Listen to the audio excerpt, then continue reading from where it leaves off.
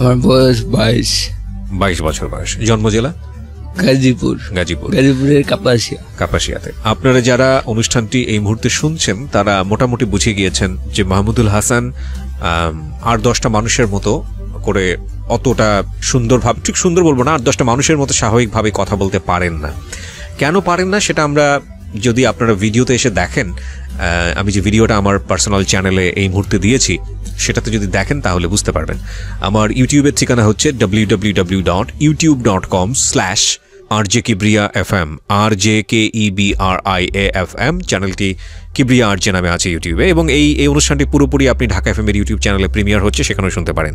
এবং আমি প্রথমেই যে কথাটি বলতে চাই, ধৈর্য ধরে আজকের এই অনুষ্ঠানটি শেষ পর্যন্ত আপনাদেরকে শুনতে হবে, এই কারণে যে ওনার যে বলার স্টাইল সেখানে অনেক সময় বুঝতে সমস্যা হতে পারে, কিন্তু আপনি যদি মনোযোগ দেন তাহলে আপনার ভালো লাগবে। তো মাহমুদুল হাসান, আমি বুঝতে পারছি যে শারীরিকভাবে এক ধরনের প্রতিবন্ধকতা আপনার আছে। তার আগে আমি যেভাবে আমার অনুষ্ঠানে গেস্টদেরকে ফ্লোর দেই গল্প বলার জন্য, আমি আপনার ক্ষেত্রেও ঠিক সে কাজটি করতে চাই। ছোটবেলা থেকে যেখান থেকে মনে আছে আপনি যদি সেখান থেকে ধারাবাহিকভাবে গল্পটা বলেন। আমার জন্ম হচ্ছে 1997। 17ই জুলাই। আচ্ছা, মানে কাপাসিয়ার এক প্রত্যন্ত গ্রামে আমরা দুই ভাই এক বোন। মানে আমি সবার ছোট। আমার আব্বু একজন হোমিওপ্যাথি ডাক্তার, আর আম্মু হচ্ছে গৃহিণী। আচ্ছা, তো মানে আমার ভাইয়ার বয়স থেকে আমার আপু 5 বছরের ছোট, আবার আপুর বয়স থেকে আমি হচ্ছি 7 বছরের ছোট। আচ্ছা আচ্ছা, ওকে। এখন আমার যখন জন্ম, মানে আমার জন্ম হওয়ার পরে যখন আমার বয়স হচ্ছে 3 মাস, তখন আমার একবার ডায়রিয়া হয়। আচ্ছা, ডায়রিয়া মানে এরকম অবস্থা যে আমি মানে চোখ মেয়ে তাকাইতেও পারতাম না বা নড়াচড়াও করতে পারতাম না। কাপাসিয়া নিয়ে গেছে, কাপাসিয়া মেডিকেল ভর্তি করে নাই। তারপর বলছে যে ঢাকা শিশু হাসপাতালে নিয়ে আসার জন্য। এখন শিশু হাসপাতালে নিয়ে এসে আমাকে ভর্তি করার পরে মানে ডাক্তাররা বলছে যে 50-50, মানে সে বাঁচতেও পারে নাও বাঁচতে পারে, কারণ এখন কন্ডিশন খারাপ দিকে। আচ্ছা, তখন আমার আব্বা আম্মা আমাকে নিয়ে ঢাকা প্রায় 15-20 দিন থাকে। 15-20 দিনে আস্তে আস্তে আমার অবস্থার উন্নতি হয়। মানে উন্নতি হওয়ার পরে 20 দিন পরে ডাক্তার আমাকে মানে ওই হাসপাতাল থেকে রিলিজ দেয়, মানে ছাড়পত্র, সাথে একটা ইনজেকশনের নাম লিখে দেয়। আচ্ছা, যে এই ইনজেকশনটা আপনি ওকে মানে 7 দিন পরে তার যে কোনো হাতের বা পায়ের যে মানে ওই যে পেশি যে মাংস থাকে, আচ্ছা, মাংসপেশিতে পুশ করতে, হ্যাঁ মাংসপেশিতে পুশ করে দেওয়ার জন্য। আচ্ছা, তারপর আমাকে নিয়ে মানে বাড়িতে এসে পড়ে কাপাসিয়া এসে পড়ার পরে 7 দিন পরে, তখন তো 1997, এমনিতেও গ্রামে ডাক্তার নেই, ডাক্তারের অভাব। তখন মাত্র কাপাসিয়াতে মাত্র একটা ডাক্তার ছিল। এখন আমার আব্বু বলল যে ওই ডাক্তারের কাছে নিয়ে যাওয়ার কথা, যে ওই ডাক্তারের কাছে ওইটা ছিল আবার আমার আব্বুরও পরিচিত, আবার আমার নানারও পরিচিত। তখন আমার বিষয়টা হচ্ছে যে আপনাকে হাসপাতাল থেকে যেসব ইনজেকশন দিয়েছে সেগুলো ওই ডাক্তারের কাছে নিয়ে গিয়ে নিয়মিত পুশ করে নেওয়া। নিয়মিত না, শুধু একটা ইনজেকশন। তখন আমাকে 7 দিন পরে থেকে নিয়ে গেছে। নিয়ে যাওয়ার পরে মানে অনেক সময় দেখা যায় কি যে গ্রামে ডাক্তাররা যখন খুব ব্যস্ত থাকে, তখন ওই ডাক্তারের যে সহকারী থাকে উনি কিন্তু ডাক্তার না, উনাকে কি বলে যে এই কাজটা করো ওই কাজটা করো। তো আমাকে যখন নিয়ে গেছে তখন তো পুরো একটা থানার মধ্যে একটা ডাক্তার, বায়ু ডাক্তার। তখন ওই ডাক্তার মানে আমাকে বললো, আব্বুকে বললো যে দেখেন আমি তো এখন ব্যস্ত, তাই আমি আমার কর্মচারীকে দিয়ে এই ইনজেকশনটা ওকে পুশ করে দিচ্ছি। হ্যাঁ, এখন কর্মচারী মানে ওনার সহকারী যে কর্মচারী ওনাকে বললো যে এইটা ওর বা পায়ের পেশি যে মাংসে ওইটার মধ্যে পুশ করে দেওয়ার জন্য। এখন দুর্ভাগ্য নাকি সৌভাগ্য এটা জানি না, এটা যারা আজকে শ্রোতা ওরাই মানে এই গল্পটা শেষে নির্ধারণ করবে যে এটা কি দুর্ভাগ্য ছিল না সৌভাগ্য। আমি শুধু এখানে একটু ইম্প্রোভাইজ করতে চাই ওর কথার সাথে, যে এটা আসলে দুর্ভাগ্য নাকি সৌভাগ্য যেটা বলছে, আপনারা প্লিজ, আমি বিনীতভাবে অনুরোধ করছি সবাইকে, মনোযোগ দিয়ে আজকের এই গল্পটা আপনারা শেষ পর্যন্ত শুনবেন। যদিও শোনার জায়গা থেকে একটু বেশি মনোযোগ লাগবে, কারণ ওর বলার জায়গাটা থেকে একটু সীমাবদ্ধতা আছে। এই সীমাবদ্ধতার গল্পটা শুরু হয়েছে মাত্র, কেন সীমাবদ্ধতা, কিন্তু আমি রিকোয়েস্ট করব শেষ পর্যন্ত শোনার জন্যে, কারণ ও বলছে যে দুর্ভাগ্য না সৌভাগ্য, সেটা আপনারা শেষ পর্যন্ত শুনলে আসলে বুঝতে পারবেন। হ্যাঁ বলেন। তারপর তখন ওই কর্মচারী কী করো, মানে ওই ইঞ্জেকশনটা আমার বাঁ পায়ের ওই মাংসের মধ্যে দিতে গিয়া উনি কী করো, পুরাটা আমার একবারে হাড়ের ভিতর ঢুকাই। ও হো। তখন মানে আমার হাড়ের ভিতর পুশ করে দিও, তখন তো সমানে ব্লিডিং শুরু হলো, মানে রক্তপাত। হ্যাঁ, তখন মানে আমার আব্বু তো বলতেছে যে এত রক্ত বেশ হচ্ছে কেন। তখন ওই ডাক্তারও ভয় পেয়ে গেল। পরে ডাক্তার বলছে এটা কোনো সমস্যা না, কোনো সমস্যা হবে না। হ্যাঁ ঠিক আছে। হ্যাঁ, তখন মানে ওইখানে আরেক লোক বলল যে সে তো এরকম একটা কাজ করছে। এখন কিন্তু ওনারা কেউ আর শেখা যাচ্ছে না। আচ্ছা। হ্যাঁ, তখন মানে ওইখান থেকে আইসা পড়ার পরে মানে আমাকে নিয়ে বাইরে আইসা পড়ার পরে যা হইল, মানে একটা বাচ্চা তখন তো আমার বয়স হচ্ছে 3 মাস, 3.5 মাস। একটা বাচ্চা যখন 8, 9 বা 10 বছর বয়স থাকে, তখনই কিন্তু সে আস্তে আস্তে হামাগুড়ি দেয়। 1 বছর পরে সে হাঁটতে পারে, তারপর আস্তে আস্তে আম্মা, আব্বা, বাবা, মামা দেখা শুরু করে। বাট আমার ক্ষেত্রে আর এরকমটা হয় নাই। আমার 3 বছর পরে, আফটার 3 ইয়ার্স, আমি মানে দাঁড়াইতেও পারতাম না, খুব কষ্টে বসতে পারতাম, বা মুখ দিয়ে কোনো উচ্চারণ করতে পারতাম না। ওই 3 বছর পরে ওই ডাক্তারটা আমাদের বাড়িতে আসে, আইসা আমার বুকের হাতে পায়ে ধরছে, বুঝে বলছে যে এই 3 বছর আমি একটা রাতও ঠিক মতো ঘুমাতে পারি নাই, কারণ আমার একটি বইয়ের জন্য আপনার সন্তানের ভবিষ্যতে হয়তো নষ্ট হয়ে গেছে। যে আপনারা যা ধারণা করছেন ওইটাই ঠিক। এখন মানে আপনি যা ক্ষতিপূরণ চান আমি দিতে রাজি। আমার আব্বু বইও যে যা হওয়ার তো হয়েছে, এটা তো আপনি ইচ্ছা করে করেন নাই।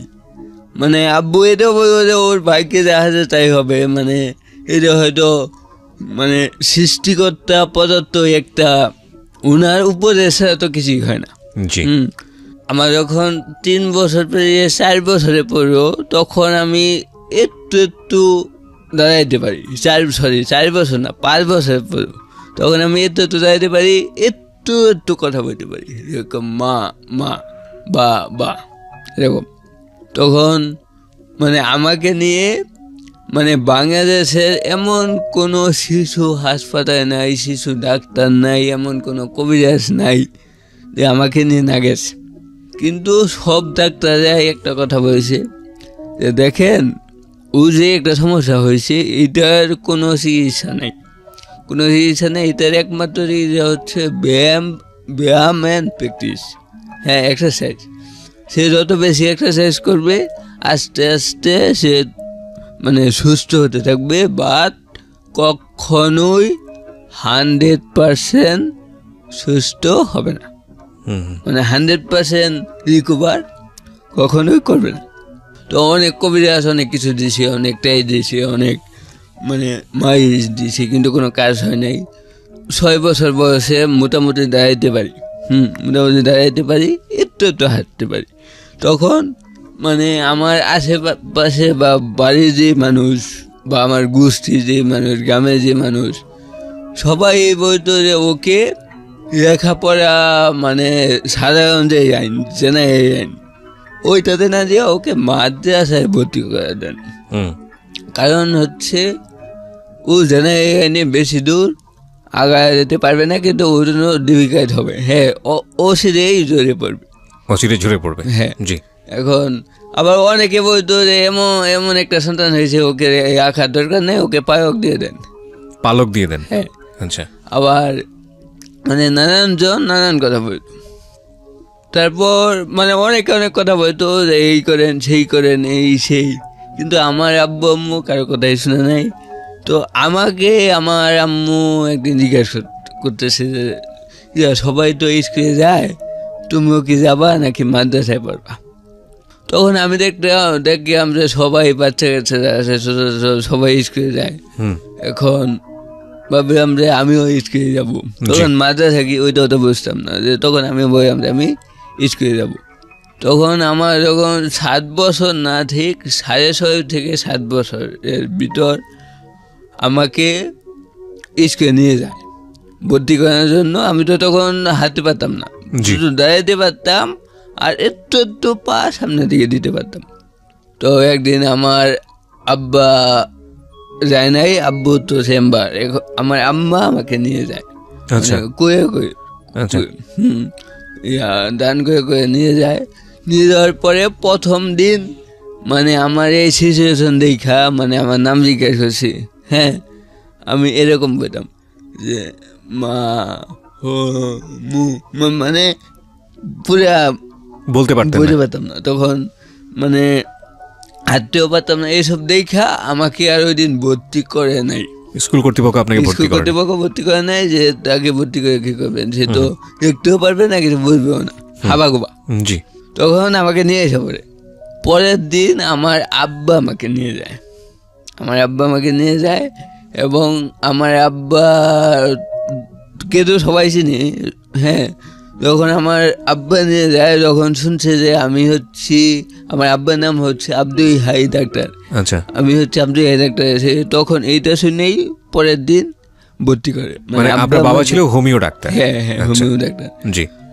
তো ভর্তি করার পর যখন মানে প্রতিদিন আমার আম্মা, আমি তো একা যেতে পারতাম না কারণ হাঁটতেই তো পারতাম না, প্রতিদিন আমার আম্মা আমাকে মানে দান করে বা করে নিয়ে দিয়ে আসতো, ক্লাসে বসা দিয়ে আসতো, আবার বাইরে বসে রাখতো 3 ঘন্টা পরে, মানে 10টা থেকে 1টা পর্যন্ত, 1টার সময় আবার ছুটির পরে আমাকে নিয়ে আসতো। আমি দেখতাম যে সবাই একাই আসে, কিন্তু আমাকে যেখানে নিয়ে বসা দিত আমি ওইখানেই তো একটু পারি, মানে খুবই আস্তে আস্তে। এখন সবাই যে 2+2 = 4, কিন্তু আমি কি করলাম, আমি যখন বলতাম যে আমি 2+2=4 যদি দেখতে চাই, তখন আমার অনেক সময় লাগবে, এই জন্য আমি কি করলাম ডিরেক্ট 4, হ্যাঁ, অন্য কিছু এখানে ডিরেক্ট 4। তখন এইটা নিয়ে আমি স্যারের কাছে যাওয়ার পরে আমি 2 নম্বরে না 3 নম্বরে গেছি। তখন স্যারের কাছে যাওয়ার পরে স্যার খাতা দেখা মানে একবারে হাত দিয়ে দূরে হয়ে যাচ্ছে, খাতাটা ধরে ছুঁড়ে ফেলে দিয়েছে। তখন বলবো যে এইভাবে কেউ হবে না। তখন যাই হোক এইভাবেই বড় হতে থাকলাম। তো আমার আম্মা প্রতিদিন দিয়ে যেত, আবার ছুটির পরে নিয়ে যেত। হ্যাঁ, যখন আম্মা আমাকে দান করে নিত, যখন দান করে ব্যথা হয়ে যেত, তখন আবার বাম করে মানে চেঞ্জ করে, কারণ হচ্ছে আমাদের বাড়ি থেকে স্কুলে তো প্রায় 1.5 কিলোমিটার দূরে। আচ্ছা। তবে আমার ক্লাস 1 থেকে 2 যখন উঠি, তখন আমার রোল নাম্বার হয় 2। 1 থেকে 2 উঠলে রোল নাম্বার হয় 2। আচ্ছা, 2 হয়, কিন্তু 2 হয় কেন, মানে আমি প্রতি সাবজেক্টেই 100 থেকে 99 করে পাই, শুধু অঙ্কে পাই 90। আচ্ছা, অঙ্কে 90 পাওয়ার পরে মানে আমি তো জানি যে আমি যা অঙ্ক দিয়েছি সবই ঠিক। যখন খাতা দিও 90, রিজাল্ট দিও যে রোল নাম্বার 2 হয়েছি, মানে বার্ষিক পরীক্ষা, তখন বাড়িতে আইসা মানে আমি আমার খাতাটা চেক করে দেখলাম যে কোন অঙ্ক বই নাই, কোন অঙ্ক মানে কাইতো দেয় নাই, যে 0। 10টা অঙ্কে 10 100। কিন্তু যে খাতা দেখছে স্যার, উনি কী করছে, মানে ওই 10টা অঙ্কের মধ্যে 9টা অঙ্কের নাম্বার বসাইছে, 10 10 10 এইভাবে, কিন্তু একটা অঙ্কে টিক দিছে ঠিক, কিন্তু নাম্বার বসায় নাই। আচ্ছা। তখন এটা নিয়ে আমি আম্মাকে বললাম যে যাবো ইয়াতে স্যারের কাছে যাবো। পরে গিয়ে স্যারকে দেখাইলাম। পরে স্যারকে দেখানোর পরে স্যার বই এটা আমারই বই হয়েছে। তখন ওইখানে আবার মানে তখন বয়ে যে না এখন নিজের হয়ে গেছে, 2 নাম্বারের খাতার মধ্যে উঠে নেওয়া হয়েছে, কিন্তু এখন চেঞ্জ করা সম্ভব না। পরে আমি বললাম যে স্যার আপনি যতক্ষণ এটা চেঞ্জ না করবেন ততক্ষণ আমি অফিস থেকে বের হব না, কারণ আমি তো বই করি নাই। এখন মানে আমি তো হিসেবে কিন্তু মানে 1 নাম্বার কম পাওয়ার কারণে আমার 2 নাম্বার হয়েছে 2। এখন যদি আমার 10 নাম্বার বাড়ে তবে আমার 2 নাম্বার হবে 1 এবং দ্বিতীয় জনে মানে যার 2 নাম্বার 2 হবে সে আমার থেকে 9 নাম্বার পিছিয়ে থাকবে। আচ্ছা, তখন সব টিচারে বলতেছে যে সে তো কোনো দোষ করে নাই, দোষ করছেন আপনি। অতএব আবার নতুন করে মানে যে রুই করে খাতা হাজিরা খাতা ওইটা আবার নতুন করে তৈরি করেন, তাকে 1 বছর হেড ছাড়া বলছে। তখন আমার 2 নাম্বার হইল 1। আচ্ছা, তখন ক্লাস 2, 3, 4, 5 এই 5 বছর আমার 2 নাম্বার ছিল 1। মানে সবার মধ্যে আপনি হচ্ছেন 1। আপনার কি কোনো প্রাইভেট টিউটর ছিল নাকি সব নিজে পড়তেন? না, আমার কোনো প্রাইভেট টিউটর ছিল না, আমি তখন নিজে পড়তাম। তখন অবশ্য মানে খুব কম মানুষই প্রাইভেট পড়তো, মানে 1, 2-তে থাকতে, কিন্তু এখন তো হয়ে গেছে কমার্শিয়াল সব কিছু। তখন তো গ্রামে। আপনি কার কাছে পড়তেন? আমি পড়তাম স্কুলে পড়ে তো ভাই আমার আম্মা দেখাই তোমাকে, আমার আম্মাও আবার ইন্টার পাস, আর আব্বু হচ্ছে মানে ইন্টার পাসের পরে হোমিওপ্যাথি পড়াশোনা করছে। এখন তারপর 5 পর্যন্ত 2 নাম্বার 1। 5-এ আমাদের এখন তো হচ্ছে পিএসসি পরীক্ষা, কিন্তু তখন তো হয়তো সমাপনী পরীক্ষা। হ্যাঁ, তখন পিএসসি পরীক্ষা ছিল না, তখন ছিল সমাপনী পরীক্ষা। ওই সমাপনী পরীক্ষা দিতে গেছি। তো ওই সমাপনী পরীক্ষায় আমি তো শিওর যে আমি বৃত্তি পাব, কিন্তু মানে আমার স্কুলের যে টিচার ওনারা মানে আমার আম্মাকে নাকি বলছে যে সে হয়তো বৃত্তি পাবে না। তখন আমার আম্মা জিজ্ঞেস করে কেন, সে তো 2 নাম্বার সবসময় 1, সে পাবে না কেন? পরে দেখেন তার লেখার যে অবস্থা মানে আমাদের পড়তেই কষ্ট হয়, কিন্তু আমাদের স্কুল বিধায় প্রত্যেকটা ছাত্রের খাতা মনোযোগ সহকারে পড়ি এবং ওই অনুযায়ী নাম্বার দিই। আচ্ছা, কিন্তু যখন সে সমাপনী পরীক্ষা দিবে, এটা তো এক ধরনের বোর্ড পরীক্ষা, যেহেতু মানে খাতাটা ওই স্কুলের টিচাররা দেখে না, দেখে হয়তো অন্য স্কুলের টিচার বা অন্য থানার। তখন তো যিনি খাতা দেখবে উনি তো আর মানে এটা বুঝবে না যে তার এই সমস্যা, এটা একটু মনোযোগ দিয়া শুনি, মনোযোগ দিয়া দেখি। আপনি যেরকম মনোযোগ দিয়া শোনার কথা বলেছেন ঠিক ওই রকম ওই শিক্ষকটা হয়তো বুঝবে না। তখন আমি পিএসসি পরীক্ষা দিলাম, আমি ঠিকই 1st ডিভিশন পাইলাম, কিন্তু বৃত্তি পাই নাই। যেহেতু বৃত্তি পাই নাই মানে মন খারাপ, কিন্তু যারা 2 নাম্বার 2 ছিল 3 ছিল তারা 2-3 জন বৃত্তি পাইছে, বাট আমি পাই নাই। তখন আমার আম্মু একটা কথাই বলতো যে জীবনটা হচ্ছে আমাদের সৃষ্টিকর্তা মানে আয়া প্রদত্ত একটা গিফট, যে এই গিফটটা এরকমভাবে তৈরি যে একটা গিফট একভাবে সাজানো।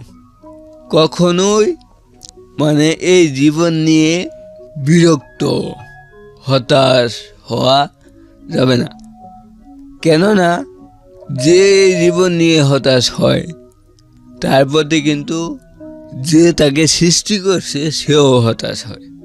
এইটা তখন আমার আব্বু একদিন আমাকে এই কথাটা বলে। আমিও তখন মানে বুঝতাম যে ভবিষ্যতে হয়তো করুণ কোনো পরিস্থিতির সম্মুখীন আমাকে হতে হবে। যাই হোক, আমি কখনো ছোটো থেকেই আমি কখনো আশা সারি নাই বা মানে কখনো মানে মানসিক যে পাওয়ার এটা কমে নাই। এটা কেন কমে নাই এটা আমি বলবো সামনে, কিন্তু আমি স্টেপ বাই স্টেপ আগাই। এখন ক্লাস 6-এ আমাকে ভর্তি করা হয় মানে কাপাসিয়া পাইলট উচ্চ বিদ্যালয়, কিন্তু আমাকে ওইখানে ভর্তি করা হয় কারণ ওইটা ছিল আমাদের থানার মধ্যে 1 নাম্বার। তখন আমি হাঁটতে পারি, হ্যাঁ হাঁটতে পারি, মানে অনেক বাঁকা হইয়া, মানে হাঁটার সময় অনেক বাঁকা হয়ে যেতাম আর কি, কিন্তু একাই হাঁটতে পারি। তখন আমাকে মানে একাই যাইতাম স্কুলে যেতাম, মানে আমাদের বাড়ি থেকে প্রথম আমাদের বাজারে যাইতে হইতো, মানে আমি যে প্রাইমারি স্কুলে পড়তাম ওইখানে হচ্ছে বাজার, ওইখানে দূরত্ব হচ্ছে 1.5 কিলোমিটার। ওই বাজার থেকে সিএনজিতে বা রিক্সায় 10 টাকা নিত ভাড়া আমার ওই কাপাসিয়া পাইলট স্কুলে। তখন প্রতিদিন যাইতাম। প্রথম দিন যখন স্কুলে গেলাম, ক্লাসের মধ্যে এক স্যার আমাকে বলল যে তো শিখছে যে তোমাকে পড়াশোনা কেন করায়, বলে তুমি পড়েও তো মানে বাড়ির কাছে কোনো একটা স্কুলে পড়বে, এত দূরে কেন আসছো, আর তোমার তো এত দূরে আইসে যাইয়া তুমি তো পারবা না। তখন মানে আমি মানে তখন মোটিভেশন কাকে বলে ডিমোটিভেশন কাকে বলে ওইটা তো বুঝতাম না। তখন মানে আমি কিছু বুঝি নেই, হাঁ করে তাকায় আসি। তখন মানে ওই স্কুলে আবার মানে ভর্তি হতে হয় ভর্তি পরীক্ষা দিয়ে, হ্যাঁ ভর্তি পরীক্ষা দিয়ে মানে চান্স পাওয়া যাবে কিন্তু অনেক টাফ, বাট আমি ভর্তি পরীক্ষা দিয়েই আমার ওই নাম্বার ছিল সম্ভবত 25, মানে 1000 স্টুডেন্ট পরীক্ষা দেয়, ওর ভিতরে আমার ওই নাম্বার আছে 25, কোনো প্রিপারেশন ছাড়া পরীক্ষা দিয়েছি আর কি। তখন যখন 6 থেকে 7-এ উঠলাম, 7-এ ওঠার পরে হঠাৎ একদিন মানে আমার আব্বু চেম্বারে হচ্ছে কাপাসিয়া বাজারে, মানে ওই স্কুলের পাশে। তখন একদিন হঠাৎ আমার আব্বু হার্ট অ্যাটাক করে। তখন আমি স্কুলে ছিলাম, স্কুল থেকে বাড়িতে এসে শুনে আমি এই অবস্থা, বাড়িতে কেউ নাই, আমার আব্বুকে নিয়ে ঢাকা, হ্যাঁ ঢাকা মিরপুর হৃদরোগ ফাউন্ডেশন আছে না, ওই হসপিটালে না আমার সঠিক হসপিটালের নাম মানে একটা হসপিটালে ঢাকা নিয়ে আসে। মানে আমি অনেক টেনশনে পড়ে গেলাম। বাড়িতে শুধু মানে আমার ভাবি ছিল, তখন ভাইয়া বিয়ে করছে আর কি। এখানে বইয়া খাবার যে আমার ভাইয়া মানে বেশি দূর পড়াশোনা করে নাই, মানে মেট্রিক পর্যন্ত পড়ছে আর কি। তখন মানে আব্বু ছিল বাড়িতে, ভাইয়া আব্বুর সাথে গেছিল, ভাবিও বাড়িতে ছিল আর কি। 5 দিন পরে আমার আব্বুকে বাড়িতে নিয়ে আসার পরে মানে আমার আব্বুকে মানে পুরো 6 মাস রেস্টে থাকতে পারে, যে কোনো কিছু কাজ না করতে, হ্যাঁ কাজ না করতে। তখন মানে আমার আব্বুর চেম্বারে যাওয়াও বন্ধ হয়ে যায়, চেম্বারে যেতে পারে না। তো আমার আব্বুই হচ্ছে আমাদের পরিবারের একমাত্র যেটাকে বলা হয় চাহিদা শক্তি বা ইনকাম সোর্স, মানে আমার আব্বু মানে ইনকাম দিয়েই আমাদের পরিবার চলতো, পুরো পরিবার চলতো। এবং তখন আমাদের পরিবারের মতন এরকম মানে সামর্থ্যবান বা এরকম রিচ ফ্যামিলি মানে আমাদের আশেপাশের ওই এলাকায় ছিল না, কারণ মানে আব্বু হচ্ছে কাপাসিয়ার মধ্যে বেস্ট হোমিও ডাক্তার। আচ্ছা, তারপর আমার আব্বু চেম্বারে যাওয়া বন্ধ হয়ে যায়। চেম্বারে যাওয়া যখন বন্ধ হয়ে যায় তখনই মানে আমার পরিবারের দারিদ্রতা নেমে আসে, কারণ আমার আব্বুর পড়াশোনা, ভাইও তেমন কিছু করতো না। তখন আমার স্কুলে বেতন দেওয়া ঠিক মতন দিতে পারে নাই, যখন আমি ক্লাস 7-এ পড়ি, বেতনও ঠিক মতন দিতে পারে নাই। তো একবার মানে একসাথে 6 মাসের বেতন বকেয়া পড়ে যায়। আচ্ছা, পরে তখন মানে স্যার আমাকে মানে প্রতিদিনই প্রেশার দেয়, মানে ক্লাসে যে সামনে পরীক্ষা, বেতন পরিশোধ করো না কেন, হ্যাঁ বেতন পরীক্ষায় ফি অনেক টাকা, 800 না 900 টাকা। তখন আমি বললাম যে স্যার দিয়ে দিব। কিন্তু মানে আমার আব্বু এমনিতেই হাতে রুগী, হ্যাঁ এখন মানে আমি তো বুঝি যে আমার আব্বুর চেম্বারে যাওয়া বন্ধ হয়ে গেছে, এখন টাকাটা কোথা থেকে দিবে। এখন আমি মানে বাড়িতেও প্রেশার দিতে পারি না, ওইদিকে মানে স্যারকে আমি কীভাবে বুঝাবো, রাইট? হ্যাঁ তখন আমি কিন্তু তখন থেকে আমি বাস্তবতা কীভাবে শিখি, মানে উপলব্ধি করতে শিখি। মানে এর কিছুদিন পরে ছিল যে ক্লাস 7-এর ফাইনাল পরীক্ষা। কিন্তু আমার বেতন অর্ধেক দিছিলাম, তখন অর্ধেক দিছিলাম, আর বাকি অর্ধেক বকেয়া। যেহেতু বকেয়া, একদিন মানে আমাকে ওই পরীক্ষা, প্রথম পরীক্ষা দিনই পরীক্ষার হয়ে থেকে সবার সামনে আমাকে দাঁড় করিয়ে পরীক্ষার ওই রুম থেকে আমাকে বের করে দেয়। কারণ বেতন বকেয়া, তুমি আগে তোমার বেতন নিয়ে আসো, পরে পরীক্ষা দিতে পারবা না, পারবা না। তখন আমি ক্লাস 7-এর ফাইনাল পরীক্ষা, তখন আমাকে যখন অপমান করে বের করে দেখি যে সবার মুখে মানে মুচকি হাসি, তার মানে সবাই মজা পাচ্ছে ক্লাসে সবাই, তখন আমি বুঝলাম যে মানে আমাকে সময় দেয় যে 2 দিন, যে আমি এখন মানে খাতার মধ্যে লিখে দিচ্ছি, তুমি গিয়ে পরীক্ষা দাও, আগামী 2 দিনের ভিতর তুমি বেতনটা পরিশোধ করে দিও। আপনার বেতন কত বাকি ছিল সেই সময়? কত টাকা ছিল? 500 না 550 টাকা বাকি ছিল। 500 বা 550 টাকার মতো। জি। তারপর এসে পরীক্ষা দেই। পরীক্ষা দেওয়ার পরে মানে বাড়িতে গিয়ে আমার আম্মুকে আমি আস্তে আস্তে বলি যে এরকম মানে ওদেরকে আমি কখনো কোনো ব্যাপারে প্রেশার দিই নাই। হ্যাঁ, তখন আমার আম্মু অন্য এক বাড়ি থেকে টাকা ধার করে এনে পরের দিনই মানে ওই 550 টাকা আমাকে দেয়, পরে আমি আইসা বেতন পরিশোধ করি। 7 থেকে ক্লাসে 8-এ উঠলাম। আচ্ছা, 8-এ উঠার পরে মানে এমনিতেই তখন তো হাই স্কুলের পোলাপান অনেক টাইপের পোলাপান থাকে। হ্যাঁ, তবে ম্যাক্সিমামই মানে ভাবতো কি মানে আমি বেশি দূর আগায় যেতে পারবো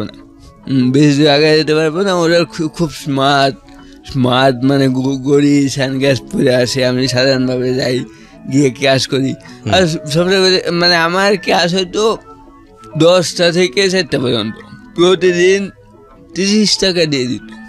30 টাকা দিয়ে দিত, 20 টাকা রিক্সা ভাড়া, 10 টাকা হচ্ছে মানে দুপুরের কিছু লাঞ্চ করা। হ্যাঁ, কিন্তু আমি কি করতাম মানে যেহেতু মানে আমার পরিবারের সিচুয়েশন, হঠাৎ আমার আব্বু মানে হার্ট অ্যাটাক করার পরে চেঞ্জ হয়ে গেছে। হ্যাঁ, যে 10 টাকা দিয়ে দিত, আমি ওই 10 টাকা না খেয়ে জমাতাম। তার মানে এই টাকা দিয়ে মানে ইন ফিউচারে আবার কখনো যদি সমস্যা হয় কিছু একটা করতে পারবো। আচ্ছা, তখন এমনও দিন যাইতো যে আমি স্কুলে যাইতে পারতাম না। কেন পারতাম না? কারণ মানে আজকে স্কুলে যাওয়ার ভাড়া নাই। তখন আমাকে ওরা বুঝতে দিত না যে টাকা নেই, কিন্তু আমি তো বুঝতাম। এমনও দিন গেছে আমরা শুধু মানে মরিচ দিয়ে ভাত খেয়েছি, শুধু ওই বাবার অসুস্থতার কারণ। 8-এ যখন পড়ি, একবার এই ফেব্রুয়ারি মাসে কিন্তু আপনার সাহিত্যের উপর বিভিন্ন প্রতিযোগিতা হয়। জি।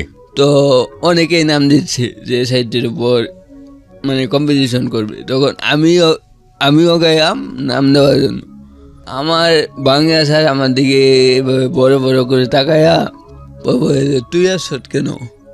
তখন আমি বললাম যে আমি মানে প্রতিযোগিতায় অংশগ্রহণ করতে ইচ্ছুক। পরে উনি উত্তর দূর বেড়া, তোর মতন মানুষ এই প্রতিযোগিতায় অংশগ্রহণ করে, তুই সাহিত্যের কি বুঝোস? এইসব ইয়াতে মানে তোর মতন মানুষ ইয়া করে না, সুস্থ মানুষ, আর তুই তো হচ্ছিস প্রতিবন্ধী ডিরেক্ট। তখন ওইখানেই আমার চোখ দিয়ে অটোমেটিক পানি বেরিয়ে গেছে। তো আমার চোখ দিয়ে পানি বের হইতে মানে স্যার ওইখান থেকে চলে গেছে আর কি।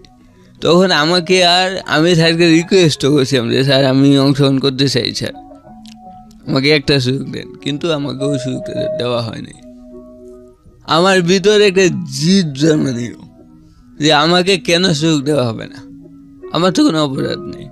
তখন আমি ওই যে ক্লাস 8-এর প্রথম থেকেই আমি 10 টাকা করে জমাইতাম। 6 মাস পরে দেখা গেছে যে প্রায় 1200 টাকার মতো হয়ে গেছে।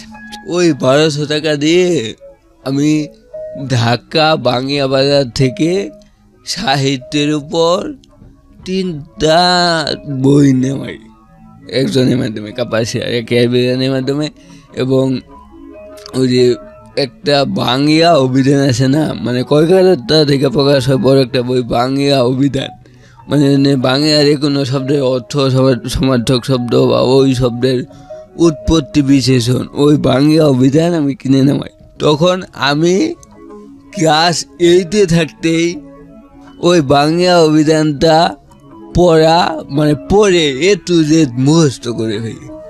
বাহ। হ্যাঁ, এবং ওই 3টা বইও পরে আমার শেষ হয়ে যায় তখন আমি ক্লাস 9-এ পড়ি। তো এর থেকে পরীক্ষা দিয়ে আমি যে সেই পরীক্ষা তখন ক্লাস 9-এ ভর্তি হওয়ার সময় আমার খুব তীব্র ইচ্ছা ছিল যে আমি সায়েন্স নিব। লেখারও স্পিড নাই, লেখাও খারাপ, সে তো যদি সায়েন্স নেয় সে তখন তার তো বিভিন্ন চিত্রও আঁকতে হবে। হ্যাঁ, সে তো চিত্র আঁকতে পারবে না। ওই জন্য সবচেয়ে বেটার হবে কমার্স, কারণ আর্টসে তো অনেক লেখা, মানবিকে তো অনেক লেখা, শুধু মুখস্থ। কমার্স নেওয়া বেটার হবে। তখন আমিও কমার্স নিলাম। কমার্স নেওয়ার পরে আমি ক্লাস 9-এ থাকতে আমার জীবনের প্রথম কবিতা লিখি। কমার্স নিয়ে ক্লাস 9-এ থাকতে জীবনের প্রথম কবিতা লিখি। কবিতা, আচ্ছা। ওই কবিতাটা মানে আমাদের স্কুলে একটা স্যার ছিল যে হাসেম স্যার, উনি হচ্ছে আমার জীবনের 2জন বেস্ট টিচারের মধ্যে একজন। উনার কাছে আমি যখন যেতাম উনি আমাকে মোটিভেট করতো। উনি এমন কথা বলতো, মানে একটা বাক্য, তখনই মনে হইতো যে না, আমার দ্বারা সব সম্ভব। তখন আমি ক্লাস 9 পর্যন্ত আমি কোনো প্রাইভেট পড়ি নাই, কোনো কোচিং করি নাই, কেননা ওই প্রাইভেট কোচিং পড়ার সামর্থ্য আমার তখন ছিল না, যেহেতু পরিবারের আর্থিক অবস্থাই তখন খারাপ। তখন স্যারকে নিয়ে আমি প্রথম কবিতা দেখানোর পরে স্যারও আমাকে খুব বলে যে তুমি আরও কবিতা লেখো, মানে আমিও কবিতা লিখতে শুরু করি। তখন আমি স্যারের কাছে 2 মাস প্রাইভেট পড়ছি, জীবনে ফার্স্ট প্রাইভেট অ্যাকাউন্টিং। 2 মাস প্রাইভেট পড়ছি, বাট 1 টাকাও দিইনি। স্যারকে বই নিয়েছি যে স্যার আমার তো তখন টাকা নেই। তখন স্যার বলতো যে তোমার যত ইচ্ছা তুমি পড়ো, টাকা পয়সা রাখবে না। তো স্যারের কাছে 2 মাস প্রাইভেট পড়ি, কিন্তু কোনো টাকা নাই বা টাকা দেওয়ার সামর্থ্য ছিল না। কিন্তু এই সুযোগটা কিন্তু অন্য কোনো টিচার আমাকে দেয় নাই। মানে ক্লাসে যখন মানে টিচাররা লেখাইতো বাংলা অথবা ইংরেজি বা অ্যাকাউন্টিং, আমার লেখার স্পিড তো কম, তাড়াতাড়ি বইতো, সবাই তো খুব স্পিডে লিখতো, কিন্তু আমি কিন্তু ওইরকম স্পিডে লিখতে পারতাম না। দেখা যেত যে অন্যজনের 1 পেজ লেখা হয়ে যেত আর আমার মাত্র 3-4 লাইন হইতো। মানে আমি স্যারের লেকচারটাও আমি ঠিক মতো মানে নোট ডাউন করতে পারতাম না, মানে প্রাইভেটে পড়ি না। কিন্তু আমার একটা ইফেক্ট থাকতো, মানে আমি নিজে তখন মানে বাড়িতে চেষ্টা করতাম যে এছাড়া তো অন্য কোনো ওয়ে নাই। এবং নিজেই চেষ্টা করতাম। চেষ্টা করার পরে মানে আমার মনে হইতো যে না, আমি পারবো, সবাই যেহেতু পারে তবে আমি পারবো না কেন। এবং ইভেন আমি কিন্তু মানে সবাই কলমটা যেইভাবে মানে ধরে, মানে সোজা করে, আমি কিন্তু ওইভাবে এখনো মানে পেন কলম ধরতে পারি না, আমি একটু বাঁকা করে ধরি। হ্যাঁ, এবং আমার লেখাও কিন্তু এখনো মানে এখনো আমার লেখা রেখে কেউ বলবে না যে সে মানে এই পর্যায়ে পড়াশোনা করে, সে বলবে যে ক্লাস 5-এর স্টুডেন্ট হয়তো। তখন আমি ক্লাস 10-এ ওঠার পরে একদিন কবিতা লেখা আমাদের ক্লাসে সবাইকে ওই কবিতাটা প্রিন্ট আউট করে সবাইকে আমি মানে 1 কপি করে দিই পড়ার জন্য। হ্যাঁ, তখন অনেকেই এটা পজিটিভভাবে নেয়, অনেকে তো হাসাহাসি করে রে কোন জায়গা থেকে কার কবিতা নিয়ে আসে এখন নিজের নামে করতেছে আর কি। তার মানে আমাকে ডিমোটিভেট করতে যাচ্ছি। হ্যাঁ, এসএসসি পরীক্ষার আগে আমাদের যে বিদায় অনুষ্ঠান হয়, ওই বিদায় অনুষ্ঠানে আমি একটা কবিতা লিখে আমাদের হেড ম্যাডামকে উপহার দিই। হেড ম্যাডামকে একবার বাড়াই করে বড় একটা কপি উপহার দিই, আর সব টিচারদেরকে ম্যাডামদেরকে ওইটা ফটোকপি। তখন ওই কবিতাটা ছিল 14 লাইনের একটা কবিতা, নামটা অবশ্য এখন মনে নাই। তো আজকেও আমার সাথে একটা কবিতা আছে, মানে আমি সবাইকে এটা শেষে পড়ে শোনা, মানে ওইটা আমি যখন 10-এ পড়তাম তখনই লিখছি। তখন ওই ম্যাম মানে হেড ম্যামকে পড়া দেই। ওই কবিতাটা আমি এমনভাবে লিখছি, আমার স্কুলে যে 3জন বাংলা টিচার, ওই 3জন টিচার একসাথে বৈশাও এই কবিতাটার মানে মর্ম কথা বুঝতে পারে নাই বা কবিতাটার মর্মার্থ বুঝতে পারে নাই। এবং ওই কবিতাটা এখনো আমাদের স্কুলের ওই প্রধান শিক্ষকের রুমে টাঙানো। অবশ্যই এখন প্রধান শিক্ষক নাই, উনি রিটায়ার্ড করছে, কিন্তু ওই শিক্ষকের রুমে টাঙানো। এটার কারণটা হলো যে আপনার অভিধানে বাংলা শব্দ অনেক বেশি মুখস্থ ছিল, অনেক বেশি মুখস্থ, যে কারণে এটা এবং এমন কোনো শব্দ নাই যেটা আমি বলতে পারবো না। ওরে বাবা, আমরা চেক করবো দরকার হলে, আজকে প্রয়োজন হলে। ওকে, হ্যাঁ। তারপর যখন এসএসসি পরীক্ষা সামনে, মানে এসএসসি পরীক্ষার কয়েক মাস আগে কিন্তু ফর্ম ফিল আপ করতে হয়। তখন ফর্ম ফিল আপে সম্ভবত 2500 না 2700 টাকায় একটু, আবার স্কুলে কোচিং করায় ওইটা টাকা হচ্ছে বাধ্যতামূলক দিতেই হবে, প্লাস ফর্ম ফিল আপের টাকা। তো কোচিং করায় ওই ফর্ম ফিল আপ করতে হবে। এখন আমি আসলে তখন বুঝতাম না যে ফর্ম ফিল আপটা আছে কি, কেন করতে হয়, না করে কি সমস্যা হয় কিনা। তখন আমি আমার এক মানে ফ্রেন্ডকে জিজ্ঞেস করলাম যে ফর্ম ফিল আপটাকে করতেই হবে? পরে কয় যে হ্যাঁ করতেই হবে, না করে হবে না, বলে যে না হবে না। তখন মানে আমার পরিবারের অবস্থা তখনও এরকম যে আব্বু তখনও পুরোপুরি সুস্থ হয় নাই। তখন অবশ্য চেম্বারে যায়, কিন্তু হয়তো সপ্তাহে 1 দিন বা 2 দিন, বা এতদিন গ্যাপের কারণে কিন্তু মানে অনেক যে রুগী তারা কিন্তু মানে হয়তো ভাবছে যে উনি এখন আর আসে না বা ডাক্তারি করে না, এরকম আর কি। হ্যাঁ, তখন মানে আমি বাড়িতে এসে পরে আমাদের ফর্ম ফিল আপ করতে হবে। সবাই ফর্ম ফিল আপ করে ফেলেছে। ওই ফর্ম ফিল আপের যে শেষের দিন আমার আম্মার বিয়ের গহনা বন্ধক দিয়ে তারপর আমাকে ওই 2700 টাকা দেয় ফর্ম ফিল আপ করার জন্য। করার পরে যেদিন মানে পরীক্ষার 7 দিন আগে একবার আমাদের স্কুলে একটা মডেল টেস্ট পরীক্ষা হয়, মানে এসএসসি পরীক্ষার আগে। ওই মডেল টেস্ট পরীক্ষা দেওয়ার পরে মানে আমি দেখলাম যে আমি ম্যাথে মাত্র 34 পেয়েছি। আচ্ছা, যে আমি ম্যাথ থেকে কম পারতাম, তবে অ্যাকাউন্টিং ভাবে পারতাম, কিন্তু ম্যাথ কম পারতাম, পেতে পড়তে পারি না। 34 পেয়েছি। এর মেন কারণ হচ্ছে তখন কিন্তু ওই ম্যাথে কিন্তু একটা জ্যামিতি নামক একটা পাঠ থাকে, 30 নাম্বার নাকি 35 নাম্বার ছিল, জ্যামিতি নামক একটা পাঠ থাকে। ওই পাঠে সম্পাদ্য উপপাদ্য ওইখানে চিত্র অঙ্কন করতে হয়, মানে ড্রয়িং করতে হয়। কিন্তু মানে আমি তো ড্রয়িং করতে পারি না, মানে আমি তো কিছু আঁকতে পারি না। হ্যাঁ, এই জন্য আমি জ্যামিতি পাঠটাই একদম বাদ দিয়ে দিছি, মানে আমি কখনো জ্যামিতি পাঠ দেয় নাই। তার মানে 100 থেকে যদি 30 বা 35 মাইনাস হয়ে যায়, তার মানে কত 65 থাকে। হ্যাঁ, 65 থাকে। তখন আমি 65 পরীক্ষা দিতাম।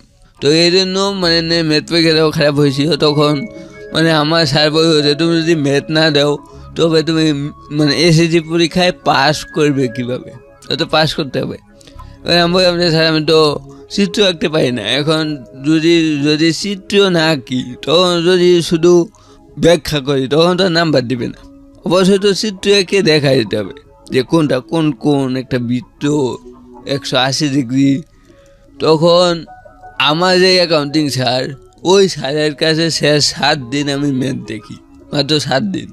হ্যাঁ, এবং স্যার বলবো যে তুমি সম্পাদ্য পড়ো, উপপাদ্য পড়ো, তুমি চিত্র আঁকতে পারো বা না পারো তুমি তোমার মতো করে প্রিপারেশন নিয়ে যাও, তোমার মতো করে প্রিপারেশন নিয়ে যাও।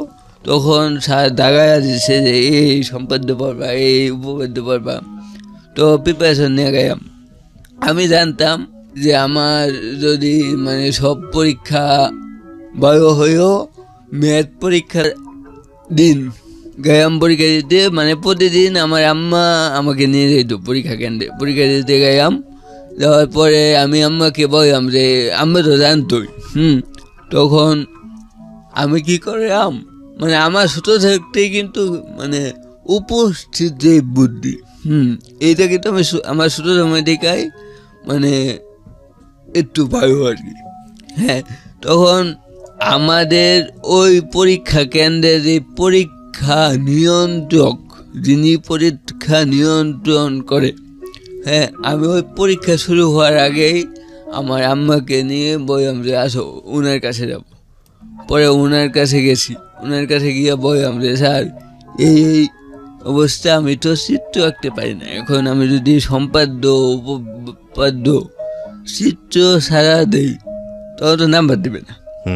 তখন স্যার বলল যে আচ্ছা তুমি তোমার চিত্র আঁকতে হবে না, যখন চিত্র আঁকার সময় হবে তখন মানে ওইখানে যিনি গাদ পড়বে উনি এঁকে দিবে, আমি ওনাকে বলে দিব। তখন রুম নাম্বার জানতে চাইল যে কয় নাম্বার পরীক্ষা, তখন ওনাকে ইনফর্ম করবো যে ওর চিত্রগুলো আপনি এঁকে দিয়ে। তখন আমি পরীক্ষা দিলাম, মানে ওই পরীক্ষাতে আমি ভাবছিলাম সবচেয়ে খারাপ হবে, কিন্তু ওই ম্যাথ পরীক্ষাতে হয়েছিল সবচেয়ে ভালো এবং চিত্র শেষে উনি এঁকে দিয়েছি। ইভেন মানে আমার জন্য তো মানে যারা ফিজিক্যালি চাইলেন বা এখন তো ফিজিক্যালি চাইলেন শব্দটা নাই, এখন হচ্ছে এখানে নতুন একটা টার্ম ইউজ করা হয়, কি সেটা? Differently able. ডিফারেন্টলি এবল, ওকে, হ্যাঁ আই নো দ্যাট, হ্যাঁ ডিফারেন্টলি এবল। মানে তখন যারা মানে এরকম ফিজিক্যালি ছিল তাদের জন্য তো সরকার কর্তৃক একটা মানে ইয়ে ছিল যে 20 মিনিট টাইম অতিরিক্ত দেওয়া হবে, রাইট, দেওয়া হবে। তো আমার ক্ষেত্রেও কিন্তু ওইটা প্রযোজ্য ছিল, কিন্তু ইভেন আমি আজকে পর্যন্ত হ্যাঁ আমি কখনো কোনো পরীক্ষায় ওই অতিরিক্ত টাইমটা নিই নি, কারণ আমার মনে হয়তো যে ওই টাইমটা আমাকে করোনা করা হচ্ছে, যদিও এটা মনে হয় ঠিক না, কারণ মানে আমি তো কোনো ব্যাপারে অন্যের উপর ডিপেন্ডেন্ট না। যারা অন্যের উপর ডিপেন্ডেন্ট, যাদের সত্যি লেখক দরকার হয়, যাদের অন্য কারো সাহায্য দরকার হয়, ওইটা তাদের প্রাপ্য। বাট হয়তো আমার লেখার স্পিড কম, লেখা খারাপ, কিন্তু তাই বলে তো এই না যে আমার ওই 20 মিনিটের মধ্যে একটু নিতেই হবে। হ্যাঁ এবার আমার এটা খারাপ লাগতো, হ্যাঁ, কিন্তু আমি কখনো ওই 20 মিনিট টাইমটা নেই নাই।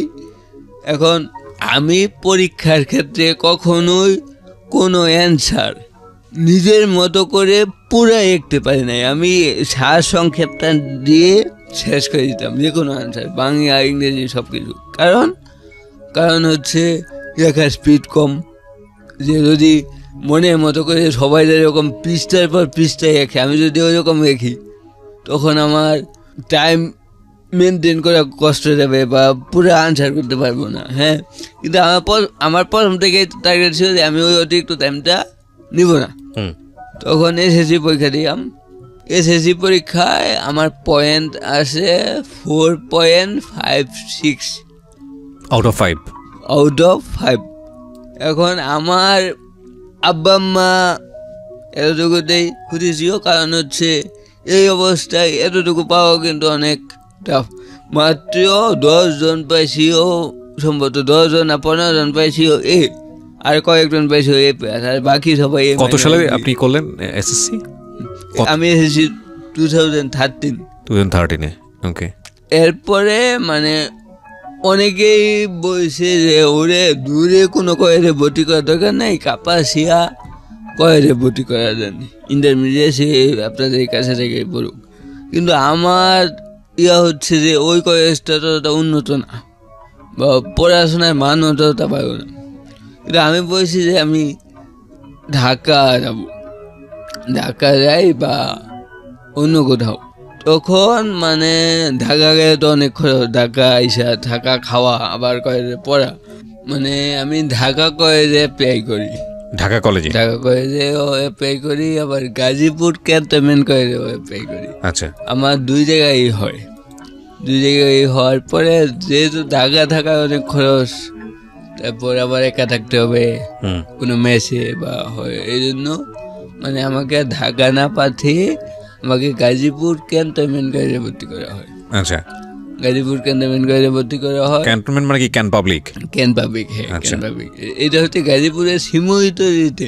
আচ্ছা, তখন মানে এত দূরে তো মানে বাড়ি থেকে আসা সম্ভব না, প্রায় মানে 40-45 কিলোমিটার দূরে।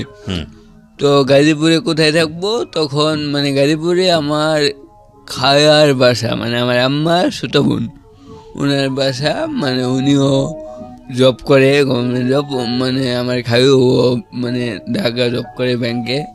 পরে ওনার বাসায় হতাম, ওনার বাসায় থেকে মানে গাজীপুর ক্যান্টনমেন্ট কলেজে পড়তাম। তখন মানে ওনার বাসায় থাকতাম, তার মানে থাকা খাওয়ার খরচ নাই।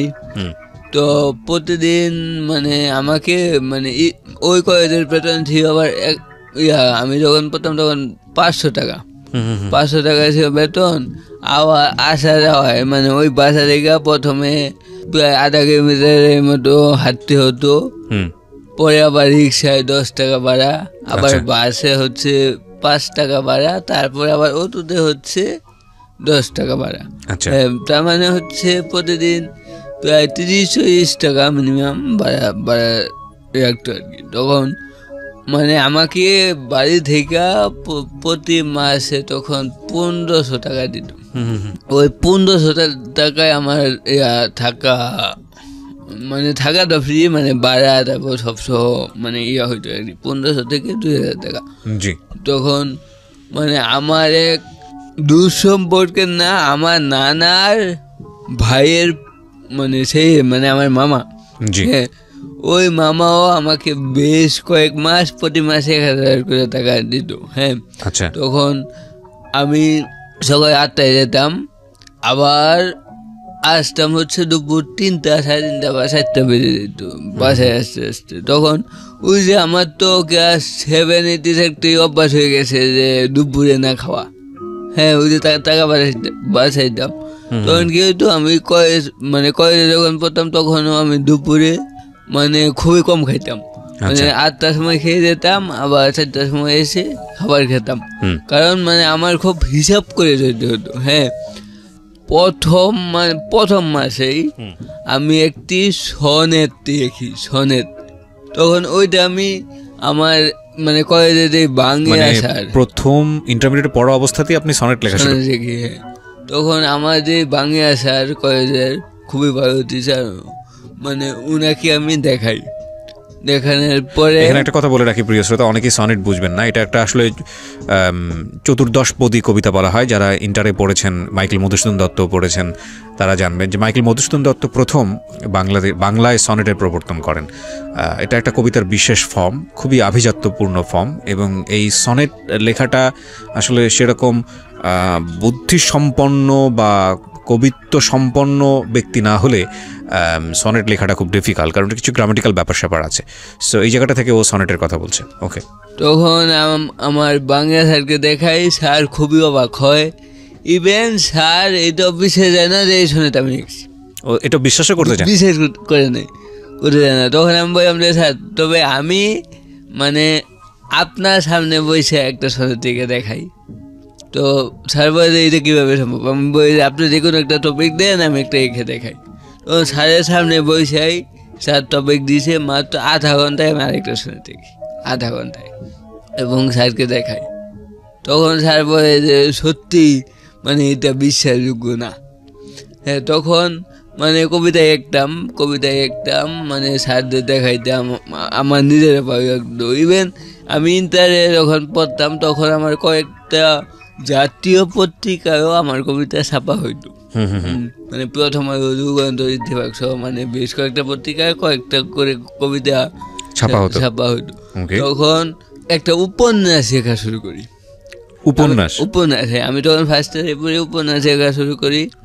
তার আগে আমি এখানে একটু অ্যাড করতে চাই, ওইটা হচ্ছে আমি যখন কবিতা লিখতাম ওই ক্লাস 9-10 থাকতে, তখনই কিন্তু আমার প্রায় 60 থেকে 70টা কবিতা হয়ে যেত। আমি তখন ক্লাস 10-এ পড়ি। তখন আমি বই বের করার জন্য আগ্রহ প্রকাশ করছিলাম, কিন্তু আর্থিক অবস্থার কারণে আমার বই বের করা হয় নাই, কবিতার বই। তখন আমি ইন্টার ফার্স্ট ইয়ারে যখন পড়ি তখন আমি একটা উপন্যাস লেখা শুরু করি। তো ওই উপন্যাসটার নাম ছিল বাস্তবতার অগ্নিশিখা। ওইটা আমার প্রথম উপন্যাস। ওই উপন্যাসটা আমি মাত্র 7 দিনে লিখে ফেলি। 7 দিনে লিখে মাত্র 7 দিনে লিখে ফেলার পরে আমি আমার বাংলা স্যার, বাংলা ম্যাডাম ওদেরকে দেখাই, মানে ওনারা বলে যে খুবই ভালো হয়েছে, তুমি চাই বই বের করতে পারো। তো বয়স অনুযায়ী উপন্যাসটা বেশ পরিপক্ক, কেউ বলবে না যে ইন্টারে পরে কোনো সেই দেখছে। তখন আমার জীবনের সবচেয়ে বেস্ট টিচার আমার কলেজেরই খায়েকুজ্জামান স্যার। উনিও অ্যাকাউন্টিংয়ের, উনি আমার কবিতার খুব প্রশংসা করতো। ওনাকে আমি প্রতিটা কবিতা দেখাইতাম। ইভেন মানে ক্লাসে উনি অ্যাকাউন্টিং নিয়ে যেদিন যে টপিকটা পড়াইতো ওই দিনই আমি ওই ক্লাসে বসে ওই টপিকের উপর কবিতা লিখে পেতাম। ওইটা আবার স্যারকে দেখাইতাম, স্যার সবাইকে পড়া ক্লাসের মধ্যে শোনাইতো। ওকে, হ্যাঁ, তখন উনিও আমাকে মোটিভেট করছে খুব, যে তুমি খাই বন্ধ করিও না। তখন আমি বই বের করার সিদ্ধান্ত নিলাম। তো বই কীভাবে বের করতে হয়, কেমনি কী করতে হয় তখন তো জানতাম না। তখন আমি কয়েকটা প্রকাশনীর নাম বা জোগাড় করে প্রকাশনীতে ফোন দিলাম। পরে ওনারা বলছে যে মানে এইভাবে তো বলা সম্ভব না, আপনি সরাসরি ঢাকা বাংলা বাজার আসেন, মানে আপনার সাথে কথা বলি। তখন মানে আমি একদিন ঢাকা আসি। ওই দিনই ফার্স্ট আমার লাইফের আমি একা ঢাকা আসি গাড়িপুর থেকে, এবং পকেটে 100 টাকা নিয়ে আসি। ওকে, 50 টাকা আসার ভাড়া, 50 টাকা যাওয়ার ভাড়া। তখন আমি ঢাকা বাংলা বাজার যখন যাই, যাওয়ার পরে বিভিন্ন প্রকাশনীর কাছে যাই। তবে একটা কথা কি, মানে প্রকাশনী যখন দেখে যে আমি ঢুকতেছি, হ্যাঁ, তখনই জিজ্ঞেস করে যে আপনি কী চান। যখন আমি বই বের করতে চাই, হ্যাঁ, তখনই বলে যে ভাই হবে না, মানে আপনার শারীরিক অবস্থা দেখে না করে, হ্যাঁ ভাই বই বের হবে না। ইভেন এক জায়গায় বইয়ে যে 3-4 লক্ষ টাকা লাগবে, তার মানে হচ্ছে মানে আমাকে দেখাই বলে 3-4 লক্ষ টাকা লাগবে। তার মানে হচ্ছে ওনারা ভাবতেছে যে মানে আমি এমনিতেই গেছি আর কি, বা এরকম কিছু। তখন ঘুরতে একবার অঙ্কুর প্রকাশনীর কাছে গেলাম। অঙ্কুর প্রকাশনী গিয়ে বসলাম। উনি জিজ্ঞাসা করলো, আমি বললাম যে আমি একটা বই বের করতে চাই। তখন উনি বললো যে আপনি কি হার্ড কপি নিয়ে আসছেন? আমি বলছি হ্যাঁ নিয়ে আসি। পরে উনি উপন্যাসটা একটু যে দেখে, মানে পিসটা ওইটা হাতে রেখা, তখন উনি বলে যে আমরা বের করব। পরে আমি বলছি যে কত টাকায় লাগবে? পরে বলছে যে আপনি যদি 500 কপি বের করেন তবে 40,000 টাকা লাগবে, আর যদি 300 কপি বের করেন তবে 30,000 টাকা লাগবে, এর কম আমরা পারবো না। আচ্ছা, তো পরে মনে মনে ভাবলাম যে আমার পকেটে আছে মাত্র 50 টাকা, আর আমি ওনার সাথে 30,000 টাকার কন্ট্যাক্ট করি। তখন মানে আমি বলছি যে আচ্ছা আমি অবশ্যই বের করব, তবে আমি আপনার সাথে কয়েকদিনের ভিতরেই আবার যোগাযোগ করবো। আবার ব্যাক করে গাড়ি বয়ে আইসা এখন আমার শুধু একটাই চিন্তা যে আমি যেভাবেই হোক বইটা আমার বের করতেই হবে। হ্যাঁ, বইটা আমার বের করতেই হবে। তখন আমি বাড়িতে জানাই। এর আগে আবার আমার আপুর মানে বিয়ে হয়। সবাইকে জানার পরে সবাই না করে যে তোর উপন্যাস কেউ পড়বে না, তোর উপন্যাস বের করার দরকার নাই। হ্যাঁ, মানে আমার আব্বা আম্মা তেমন না করে নাই, বাট আশেপাশে মানে মামার তো ভাই, মানে খায়ার তো ভাই, খায়ও সবাই না করে যে তোমার বই কেউ পড়বে না, তুমি এই বয়সে কিছু বই বের করো, এখন আছে পড়াশোনা করবা। কিন্তু তাও আমি বলছি যে আমি বই বের করবই। কয়েকজনের কাছ থেকে টাকা ধার নেই।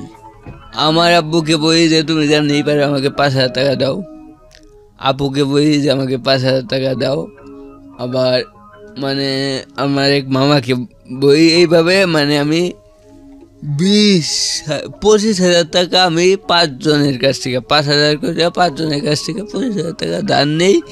ইভেন তাদেরকে আমি কথা দেই যে তোমাদের টাকা বই প্রকাশ হওয়ার 10 দিনের ভিতর দিয়ে দিব সবার টাকা। তারা গাড়িপুরে লাইব্রেরিতে, তারপর আমার পরিচিত টিচার ছিল, তাদের স্টুডেন্ট ছিল, মানে এইভাবেই মানে বইটার মানে ইয়ে হয়ে গেছে আর কি, মানে মার্কেটিং বইটা কেনার জন্য। তখন আবার আমার কাপাসি, আমার স্কুলেরই ফ্রেন্ড পড়তো ওরা, তখন 5 দিন পরে বই যেদিন বের হয়েছে 5 দিন পরে আমি ওই 5 জনের টাকা সবার টাকা দিয়ে দিই। আচ্ছা, সবার টাকা দিয়ে দেই। এবং তখন আমাদের কয়ে যে বার্ষিক ক্রীড়া প্রতিযোগিতা ছিল। ওই ক্রীড়া প্রতিযোগিতায় মানে আমার যে অ্যাকাউন্টিং স্যার, ওনার নাম হচ্ছে খায়কুজ্জামান স্যার, উনি বলল যে তোমার একটা বই এই ক্যান্টনমেন্টের কমান্ডারকে উপহার দাও। আচ্ছা আচ্ছা। পরে আমি একটা বই নিয়ে, স্যার আমাকে নিয়ে গেছে কমান্ডারের কাছে, উনি মানে মঞ্চে বসা ছিল, তখন আমি নিয়ে একটা বই দিলাম, আমার সাথে পরিচয় করে দিও।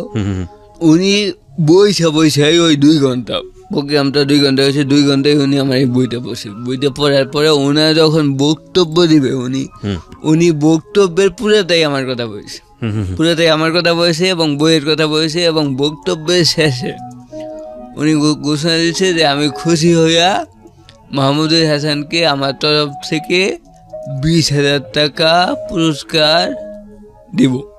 বাহ। এবং ওই টাকাটা পরের দিন আমার আব্বাকে সাথে নিয়ে আসতে পারে উনার অফিস থেকে।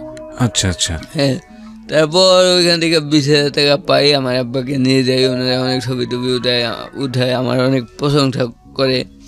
তখন ওই টাকা দিয়ে মানে আমার কয়ে যে 2 বছরের যে বেতন ওইটা আমি ওই টাকা দিয়ে পরিশোধ করে দিই। তারপর ইন্টার সেকেন্ড ইয়ারে যখন পড়ি তখন আমি আমার দ্বিতীয় উপন্যাস শিখি। ওইটার নাম হচ্ছে জাপিত ব্যথা। তখন ওইটা বের করার সময়ও মানে টাকা নাই তো মানে একজনের কাছে আর কয়বার টাকা চাওয়া যায়। হ্যাঁ, তখন আমি কি করলাম যে তখন আমাদের কাপাসিয়ার এমপি ছিল সিমিন হোসেন রিমি, এখনো বর্তমানে এমপি, তাজউদ্দিন আহমেদ রিমি। ওনার কাছে যাই, ওনার কাছে গিয়ে আমি আমার প্রথম বইটা ওনাকে দেই, এবং পরে যে বইটা দেখছি ওইটার হার্ড কপি ওনাকে দেই, এবং ওনাকে বই সব বিস্তারিত। তখন উনি আমাকে 20,000 টাকা দেয়। আচ্ছা, উনি আমাকে 20,000 টাকা দেয়। এইভাবে করে আমি দ্বিতীয় বইটাও সেকেন্ড ইয়ারে সময় বের করি। তখন ওইটা আমি ঢাকা সহ গাজীপুর মানে ঢাকার ভিতর সব জায়গায় আমি ওই বইটা পাঠাই। ওই বইটারও সব কপি সেই হয়, তবে একটু সময় আগে 1 মাসের মতো। 1 মাস পরে আমি সিমিন হোসেন রিমিয়াপার ওই টাকাটাও পরিশোধ করে দিই। আচ্ছা, কারণ ওনারকে আমি কমপ্লেন করছি, আপ্পা না করছেন যে এই টাকা দিতে হবে না। পরে আমি বলছি যে না, এই টাকা আমি দিয়ে দিব।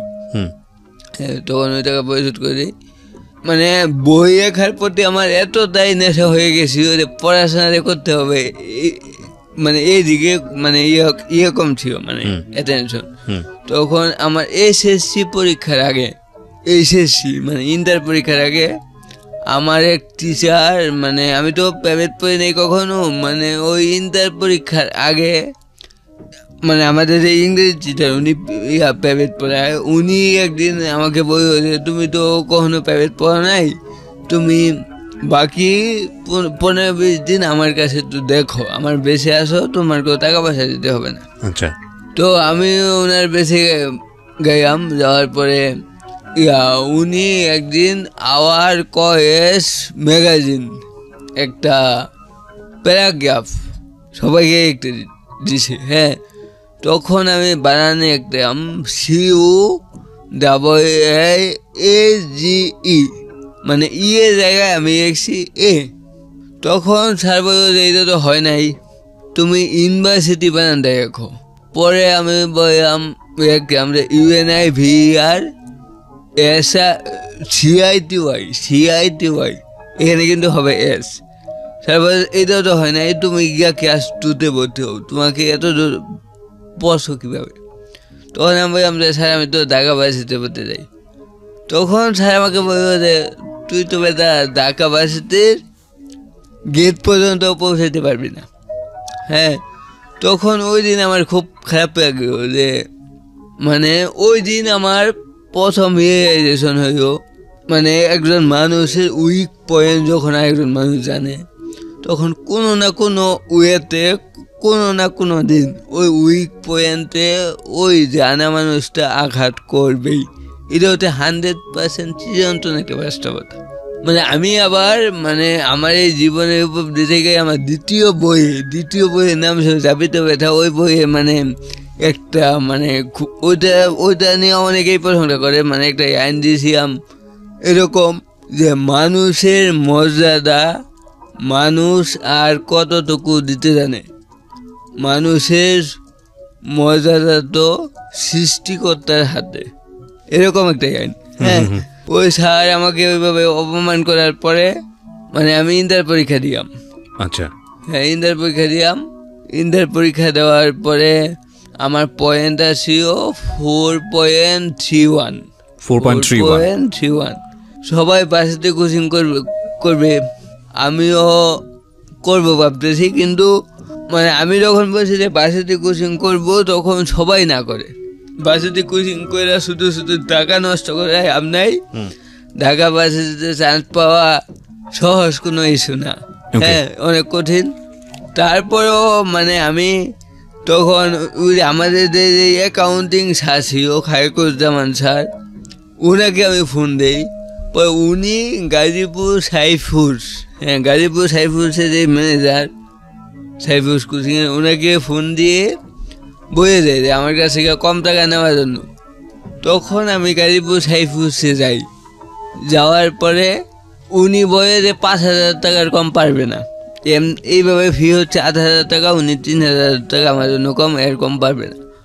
মানে তখন আবার আমার আব্বু হচ্ছে ওই যে টিচার ছিল, প্রাইমারি স্কুলের টিচার, আমার আব্বুও টাকা দিত যখন ইন্টার পড়তাম। তখন ওই আব্বু আমাকে ওই 5,000 টাকা দেয় কোচিং করার জন্য। হ্যাঁ, তখন আমি কোচিংয়ে ভর্তি হয়ে দেখি যে অন্যান্য স্টুডেন্টরা যা পারে মানে আমি তার কিছুই পারি না।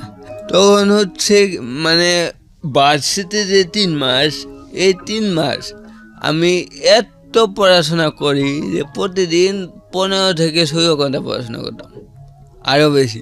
মানে 2 দিনে একবার ঘুমাইতাম। কিন্তু আমার তখন টার্গেট ছিল যে আমার ওই স্যারকে দেখায় দিতে হবে। আচ্ছা, হ্যাঁ, ঢাকাবাসীতে জানবে ওই বছরই মানে বুক ফেয়ারের সময় মানে আমাদের কাপাসিয়া প্রথম বই মেলা অনুষ্ঠিত হয়, যেই বছর আমি দ্বিতীয় বইটা বের করি।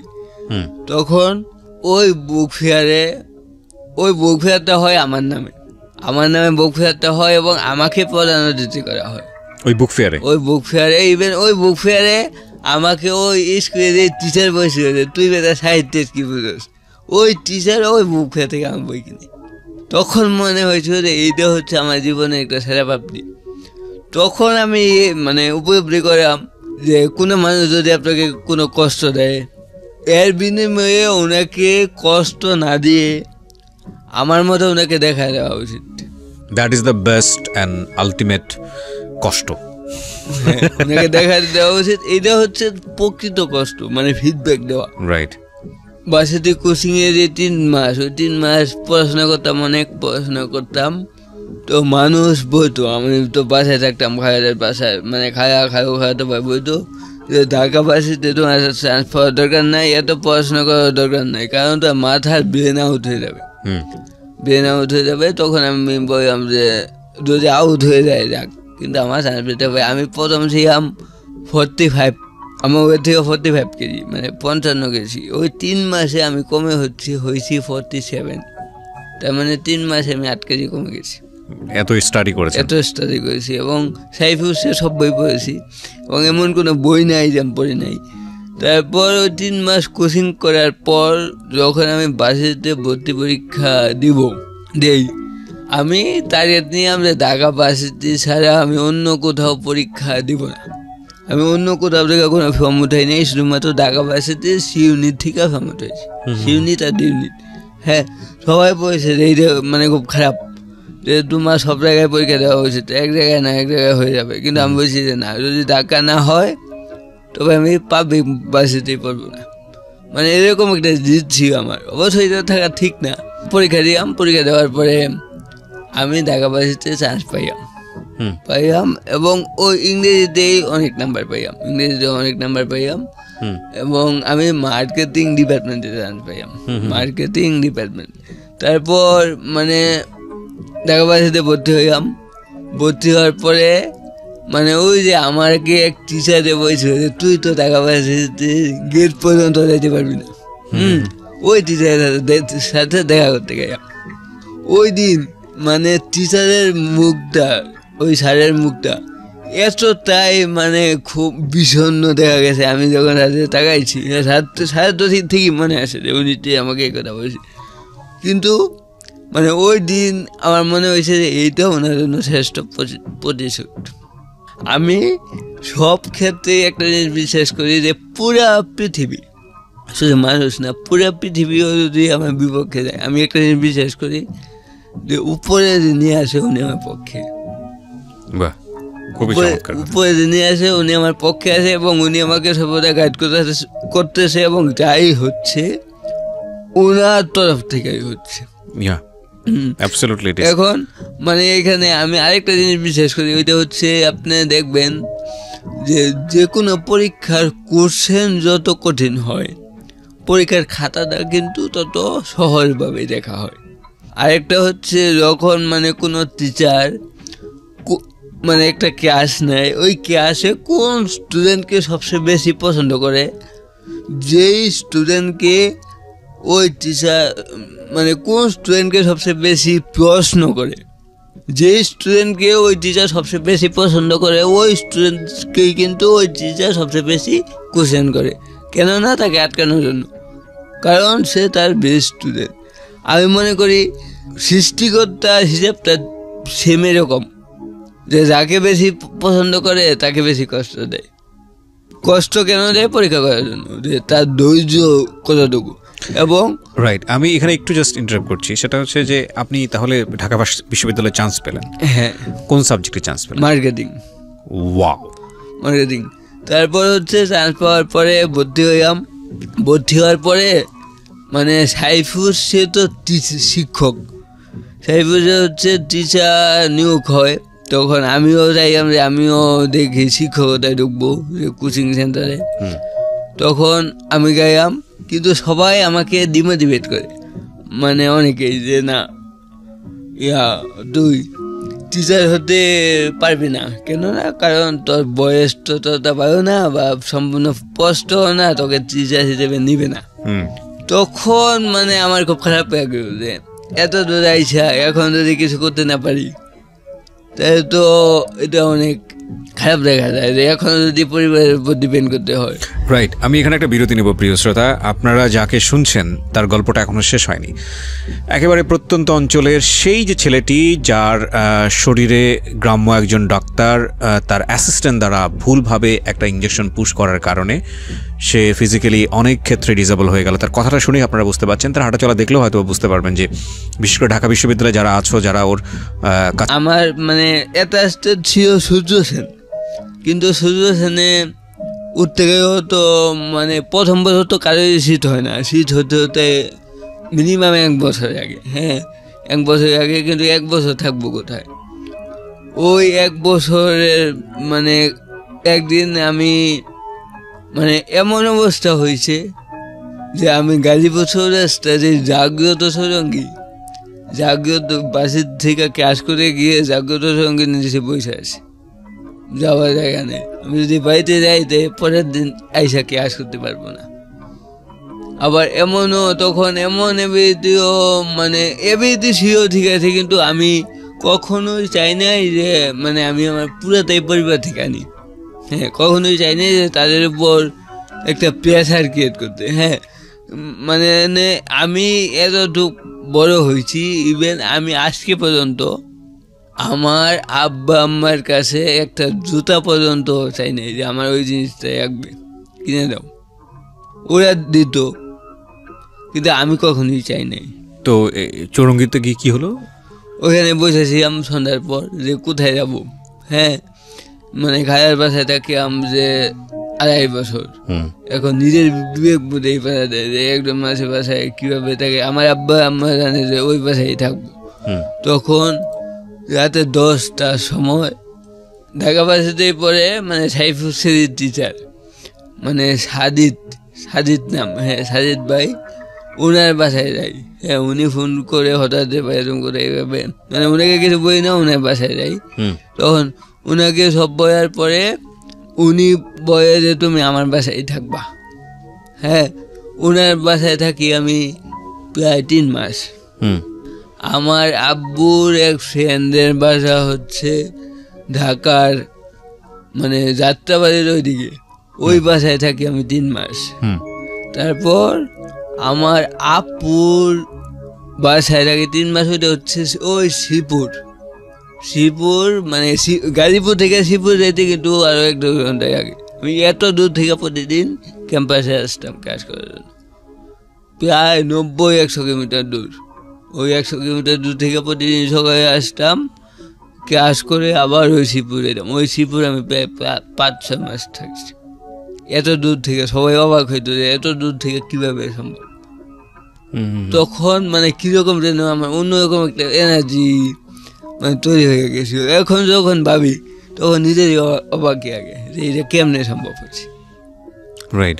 তারপর ফার্স্ট ইয়ারের শেষের দিকে আমি সাইফুর রহমান খান স্যারের সাথে দেখা করি। দেখা করার পরে ওনাকে বলি যে স্যার আমি ক্লাস নিতে চাই, আমাকে একটা ডেমো ক্লাস দেওয়া হয়, ইংলিশের ডেমো ক্লাসটা নেই। ওই ক্লাসের ফিডব্যাক খুবই ভালো আসে। হ্যাঁ এখন স্যার যখন আমার কথাবার্তা শুনলো তখন স্যার বলল যে তুমি এক কাজ করো, তুমি যে কোনো একটা ব্রাঞ্চে ক্লাস না নিয়ে তুমি সারা বাংলাদেশে সব ব্রাঞ্চে ক্লাস নাও, তোমার একটাই ক্লাস থাকবে, ওইটা হচ্ছে মানে মোটিভেশনের উপর, হ্যাঁ দিক নির্দেশনের উপর। মানে ওই ক্লাসটার নাম সাদা রেনেসা ক্লাস। রেনেসা মানে পুনর্জাগরণ। তখন থেকে আমি সাইফুসে ক্লাস নেওয়া শুরু করি। ঢাকার ভিতরেও নিতাম, ঢাকার ভিতরে সব ব্রাঞ্চে নিয়েছি। তারপর আস্তে আস্তে ঢাকার বাইরেও নিতাম, বাসিতে কাজ করতাম। আবার এদিকে আমার আব্বা অসুস্থ হয়ে যায়, আব্বা বাবা চেম্বার দেয়। হ্যাঁ আব্বা বাবা চেম্বার দেয়। আমার পরিবারটা আস্তে আস্তে আবার যখন আমি ইন্টার সেকেন্ডারি পড়ি তখন আবার ওই আগের অবস্থায় ফিরে যায়, মানে আগে যেমন ছিল। তখন এদিকে মানে আমিও বিভিন্ন জায়গায় ক্লাস নেই, মানে সাইফুসের এমন কোনো ব্যাচ নাই যে আমি ক্লাস নিই না। প্রতি সপ্তাহেই আমার কমপক্ষে 1টা বা 2টা বা 3টা ব্রাঞ্চে ক্লাস থাকে। এবং মানে আজকে পর্যন্ত আমি এখন 4th ইয়ারে পড়ি। আপনি হলে উঠেছেন? হ্যাঁ আমি সেকেন্ড ইয়ারেই সূর্যসেন হয়ে উঠেছি। সূর্যসেন হলে? হ্যাঁ আমি সূর্যসেন হয়ে 266 নাম্বার রুমে থাকি। 266 নাম্বার রুমে। আবার এখানে আরেকটা কথা বলে রাখা ভালো যে আমাদের যখন প্রথম মানে যখন ভর্তি হই মার্কেটিংয়ে, আমাদের কিন্তু একটা সংবর্ধনা অনুষ্ঠান হয়। হ্যাঁ প্রতিটা বেসে যে একটা সংবর্ধনা অনুষ্ঠান হয়। ওই সংবর্ধনা অনুষ্ঠানে আমি মার্কেটিংয়ে সব টিচারদের এবং সব স্টুডেন্টদের আমার দ্বিতীয় উপন্যাসের একটা করে কপি সবাইকে আমার পক্ষ থেকে গিফট দিই, প্রায় 200-250। কারণ ওইটা আমি বিক্রি সময়ই রেখে দিয়েছিলাম যে আমি যদি কখনো টাকা বাড়িতে চান্স পাই তবে সবাইকে আমি এই বইটা গিফট দিব। তারপর এবার আমি 4th ইয়ারে পড়ি, সব জায়গায় ক্লাস নেই। ক্লাস নেওয়ার পরে আজকে পর্যন্ত আমি প্রায় 40-50 হাজার, মিনিমাম 40-50 হাজার স্টুডেন্টের ক্লাস নিয়েছি আজকে পর্যন্ত। 40-50 হাজার? 50 হাজার। আজকে পর্যন্ত একজনও বলে নাই যে এই ক্লাসটি খারাপ বা ওই আগে নাই। 2-2.5 ঘন্টার একটা সেশন। হ্যাঁ এবং ইভেন আমি আজকে কয়েকটা ফিডব্যাকও নিয়ে এসেছি। আমি আপনাকে অনুরোধ করবো যে এই প্রোগ্রামের শেষের দিকে আপনি আমার ক্লাসের কয়েকটা ফিডব্যাক পড়ে শ্রোতাদের শোনানোর জন্য। এবং তারপরে মানে এইখানেই মানে আমার জীবনের গল্প এইখানেই হয়তো দর্শককে ভাবছে শেষ, কিন্তু এইখানেই শেষ না। এইখানে মানে আরেকটু স্টোরি আছে, ওইটা হচ্ছে মানে একটু ডিফারেন্ট হচ্ছে আপনি দেখবেন প্রতিটা মানুষের জীবনেই কিন্তু মানে বিশেষ কিছু মুহূর্ত আছে যে কাউকে ভালো লাগা। এক্স্যাক্টলি, আমি এই প্রসঙ্গটাতে আসতে চাচ্ছিলাম যে এত বয়স হলো, এই পুরো গল্পের মধ্যে এই পার্টটা তো মিসিং। মানে মায়া বা ভালোবাসা কাজ করে। মানে আমি এতটুকু বড় হয়েছি কিন্তু আমি ওই দিকে আমার অ্যাটেনশনটা ছিল না। কিন্তু যখন আমি ঢাকা ভার্সিটি সেকেন্ড ইয়ারে পড়ি তখনই আমার এক ফ্রেন্ড, সেও একটা পাবলিক ভার্সিটি পড়ে, আমি এখানে নামটা বলবো না এবং ওর নামটা বলবো না। তো ওর সাথে আমার আস্তে আস্তে তো ভালো লাগা কাজ করে। ওই ভালো লাগা থেকেই মানে ভালোবাসার সূচনা হয়। হ্যাঁ, মানে সেও আমাকে মানে প্রকাশ করতো যে সে আমাকে খুব ইয়াপ করে বা খুব মিস করে, বা আমারও তাকে ভালো লাগতো। কারণ মানে এমনিতে মানে অন্যান্য মেয়েদের থেকে ও একটু ডিফারেন্স ছিল। মানে যেরকম মানে পর্দা সেই নিজেকে হয়, বুরকা পরে আবার হিজাব পরে এরকম।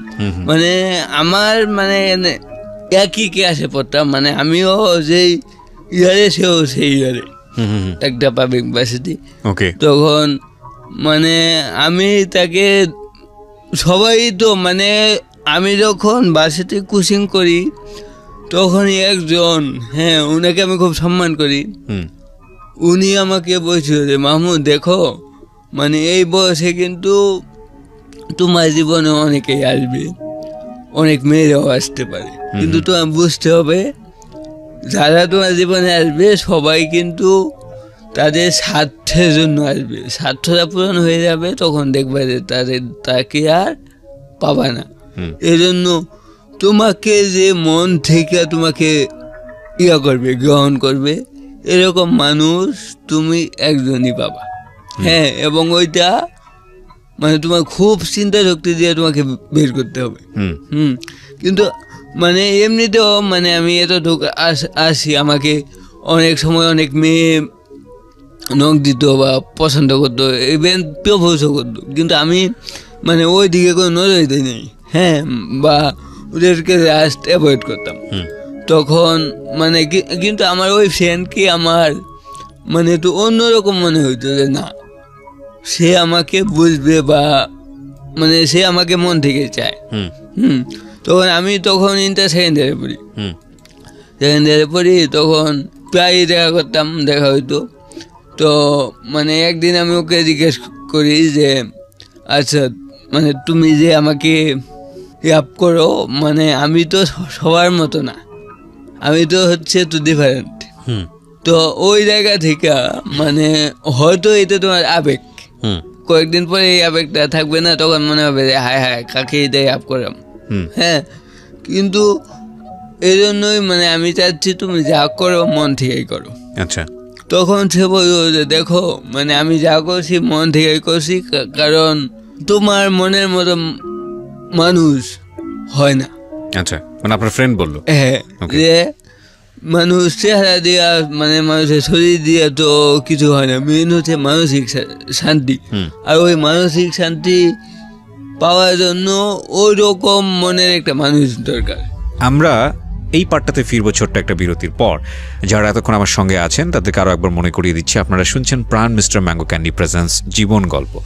আজকে যে ছেলেটার জীবন গল্প এখানে প্রচার হচ্ছে তাকে বাংলাদেশের প্রায় 40-50 হাজার স্টুডেন্ট চেনে, কারণ সে অলরেডি 40-50 হাজার জনের কাছে নিজেকে প্রেজেন্ট করেছে অ্যাজ এ মোটিভেশনাল স্পিকার হিসেবে।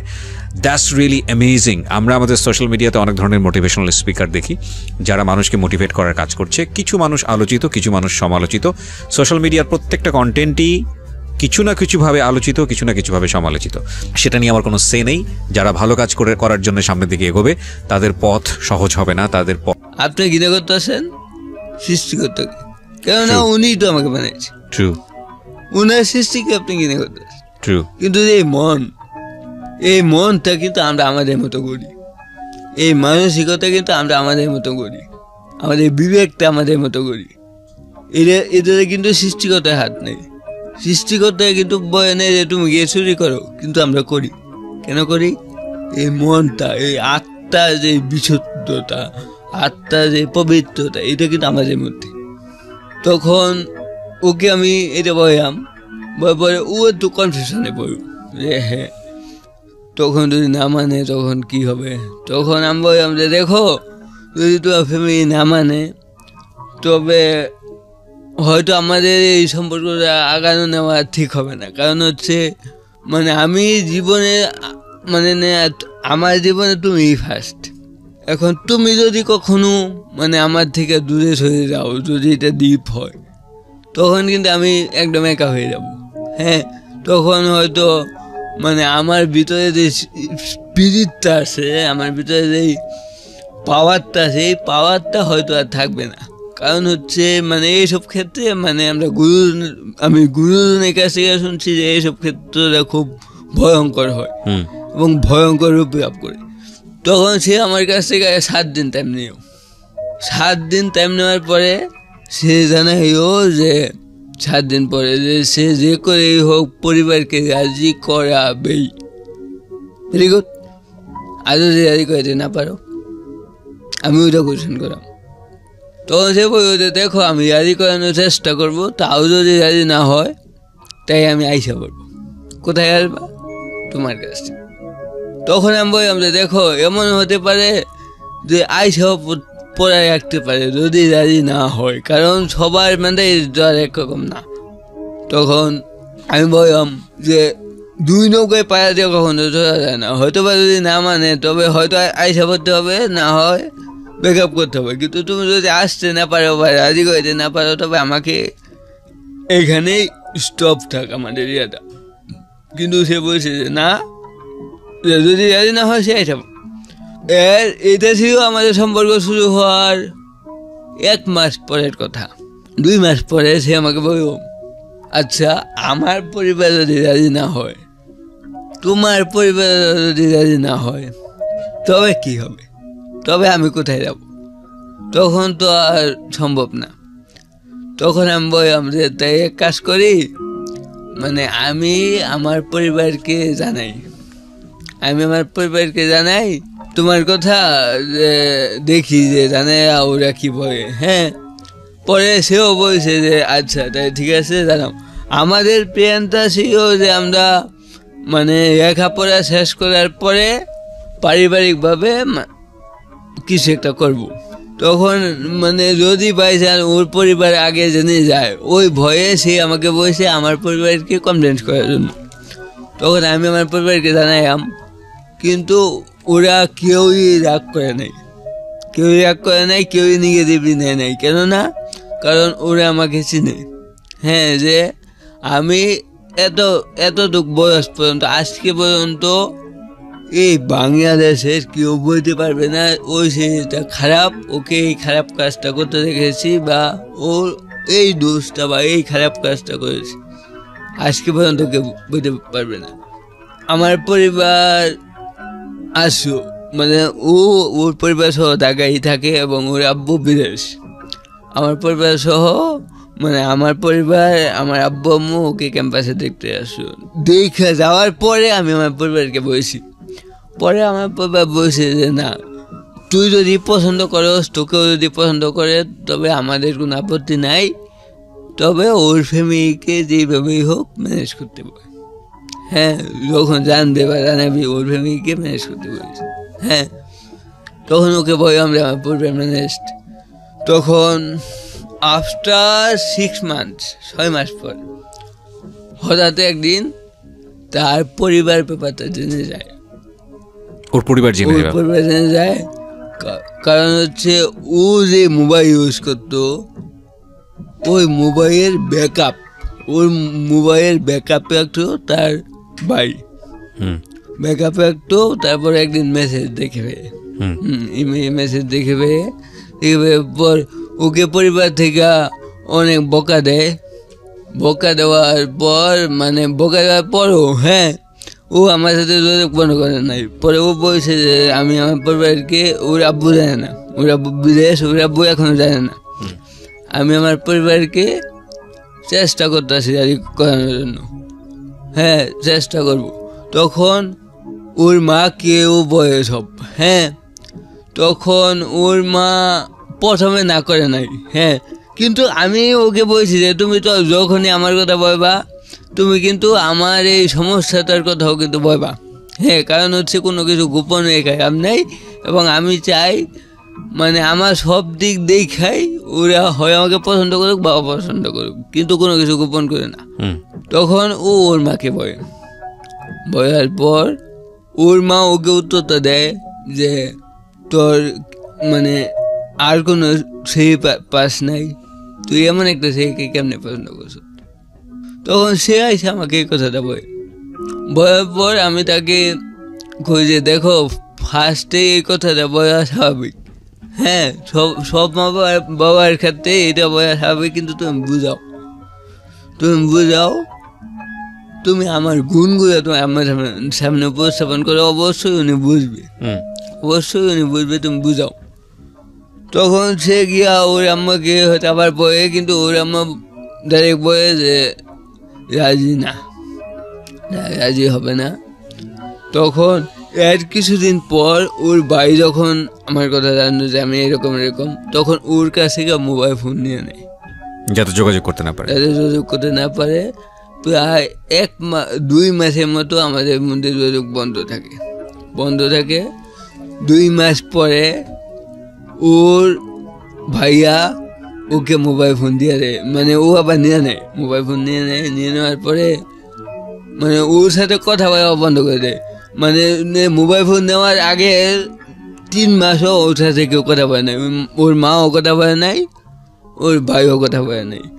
তো মোবাইল ফোন নিয়ে নেয় গত রোজার ঈদের পরে মোবাইল ফোন আমি বলি যে তোমার ফোন তুমি নিয়ে নাও। নেওয়ার পরে আমার সাথে আবার যোগাযোগ করে মেসেজ দেয়। পরে সে প্রতিদিনই কান্নার পিক পাঠায় যে আমার খুব কষ্ট হচ্ছে, মানে আমার সাথে কেউ কথা বলে না, আমার আম্মাও কথা বলে না, আমার ভাইও কথা বলে না। তখন আমি চিন্তা করলাম যে আমি ওই মেয়েটাকে কেন আপ করি। এর মেন কারণ হচ্ছে ওকে সুখে রাখার জন্য, ওর মুখে তো হাসি থাকার জন্য। কিন্তু এখন দেখি যে মানে আমাদের এই সম্পর্ক হওয়ার পরে ওর কষ্টটা শুরু হলো। তখন আমি বুঝতেছিলাম না যে আসলে আমার কী করা উচিত, যে হচ্ছে তাই তো। আমি শুধু নিজেকে নিজে জিজ্ঞেস করতাম, ও কান্না করতো, আমিও কান্না করতাম, কিন্তু আমার কান্নাটা ওকে বুঝতেছি না। ওকে সবসময় বলতাম যে তুমি স্ট্রং হও, তুমি শক্ত থাকো। তখন আমি বললাম যে তুমি ওদেরকে বুঝাও, তোমার আম্মাকে বুঝাও, কিন্তু মানে ও ভয়ে আর কাউকে কিছু বলে না, বা এমনি ও মানে বাসায় বেশি কথা বলে না। তখন মানে একদিন তাকে অনেক বকা দেয় আবার তার আম্মা তার ভাইয়া, যখন দেখে যে ফেসবুকে আমাদের একটা স্ট্যাটাসে ও কমেন্ট করছে, এইটা দেখে ওকে অনেক বকা দেয়। তখন ওর ভাইও মানে একটা মানে ইয়াতে জব করে, ওর ভাইও পাবলিক ইউনিভার্সিটি স্টুডেন্টই ছিল, হ্যাঁ আমাদের 3-4 বেশ সিনিয়র হয়তো। তখন ও আমাকে একদিন বলে যে তুমি আমার আম্মাকে ফোন দাও, ফোন দিয়া তুমি বলো, মানে দেখা করো না। আমি তাকে বলছিলাম যে তোমার আম্মাকে বলো আমার সাথে একদিন দেখা করতে, সামনাসামনি কথা বলি, আমিও ওনাকে একটু বুঝাই। তারপর দেখি উনি কি বলে, যে উনিও তো একজন মানুষ, আর যেহেতু আমরা দুজনই মেচিউর, এবং আমার তো এখন মানে ফাইন্যান্সিয়াল অবস্থা অনেক ভালো, মানে আমার কাছ থেকে আমার যে ফুটতে আমার কাছ থেকে আমারই এখন মাসিক ইনকাম সবার থেকে বেশি। ইভেন মানে আমার মতো অন্য কেউ বাসে কিনে দেয় না। আমি বাসিতে চান্স পাওয়ার পর থেকে আমি বাড়ি থেকে 1 টাকাও আনি না। ইভেন আমার মাস শেষে অনেক টাকা আমার আরও সেভ হয় যা ইনকাম। কত টাকা ইনকাম করেন প্রতি মাসে আপনি? প্রতি মাসে ইনকাম করি 10 থেকে 15,000 টাকা।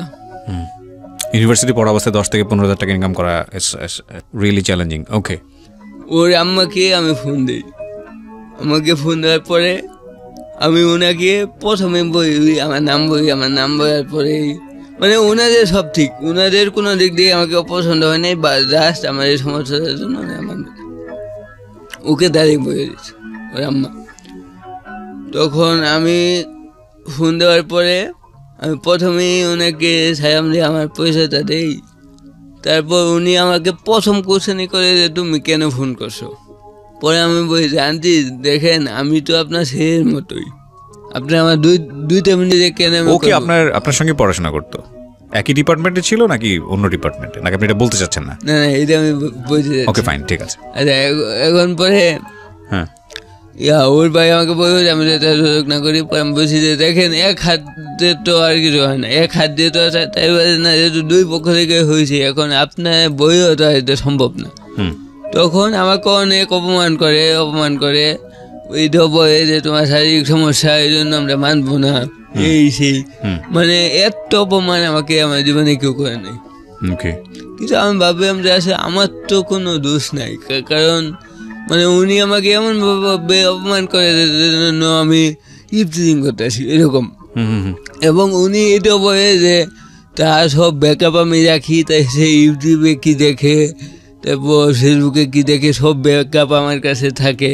তোমরা মানে মানে পাইয়ে বিয়ে করার নিয়ম কানুন এগুলো সেই ইউটিউবে দেখে। তখন আমি চিন্তা করলাম যে আসলে মানে উনি একজন ভার্সিটি থেকে পড়ুয়া, পাবলিক ভার্সিটি পড়ুয়া একজন মানে মানুষ হয়ে কীভাবে একজন মেসিউর বোনের এইসব শিখিয়ে জিনিসও উনি ওনার তত্ত্বাবধানে রাখে, মানে এইটা পাই মানে আমি পুরা তাস্কি খাই। এটা কেন সম্ভব? সে তো মেসিউর একটা মেয়ে। পরে কিছুতেই মানে নাই, অপমান করছে, মানে নাই। তারপর পরিণত দিকে যাওয়া হয়েছে যে কোনোভাবেই তারা মানবে না। তারপর মানে মানে সেও আমাকে ছাড়বে না। তো সে শেষমেশ আইসা পড়ার ডিসিশন নেয় যে সে চলে আসবে। হ্যাঁ, সে আর থাকবে না, সে আমার কাছে চলে আসবে। তো আমি আমার বাড়িতে জানাই, যেহেতু আমার পরিবারও মানে যেহেতু তার পরিবার রাজি না, আমার ফ্যামিলিকে কনভিন্সও করতে পারি নাই, তবে করছি, খুব কষ্ট হয়েছে। সেও আমার আব্বা আম্মার সাথে কথা বলেছে যে আমি আইসা পড়বো, নিজের থেকে আইসা পড়বো। তারপর আমার মানে আমি ঢাকা বাসাও নেই, ওই জন্য ও আইসা পড়বে, পড়াশোনা করতে হবে ঢাকা, ওই যে যাতে পারি, ওই জন্য একটা রুম নেই, বাসা নেই। এখন মানে ওকে আমি ভাইভাবে বুঝাই যে দেখো তোমার আব্বা আম্মাকে ছেড়ে আসবা, তোমার তো থাকতে খুব কষ্ট হবে। কিন্তু সে আমাকে উত্তরে বলে যে আমি যদি না আসি তবে আমার কষ্টটা আরো বেশি হবে। এখন তুমি আমাকে কোন কষ্টটা দিতে চাও?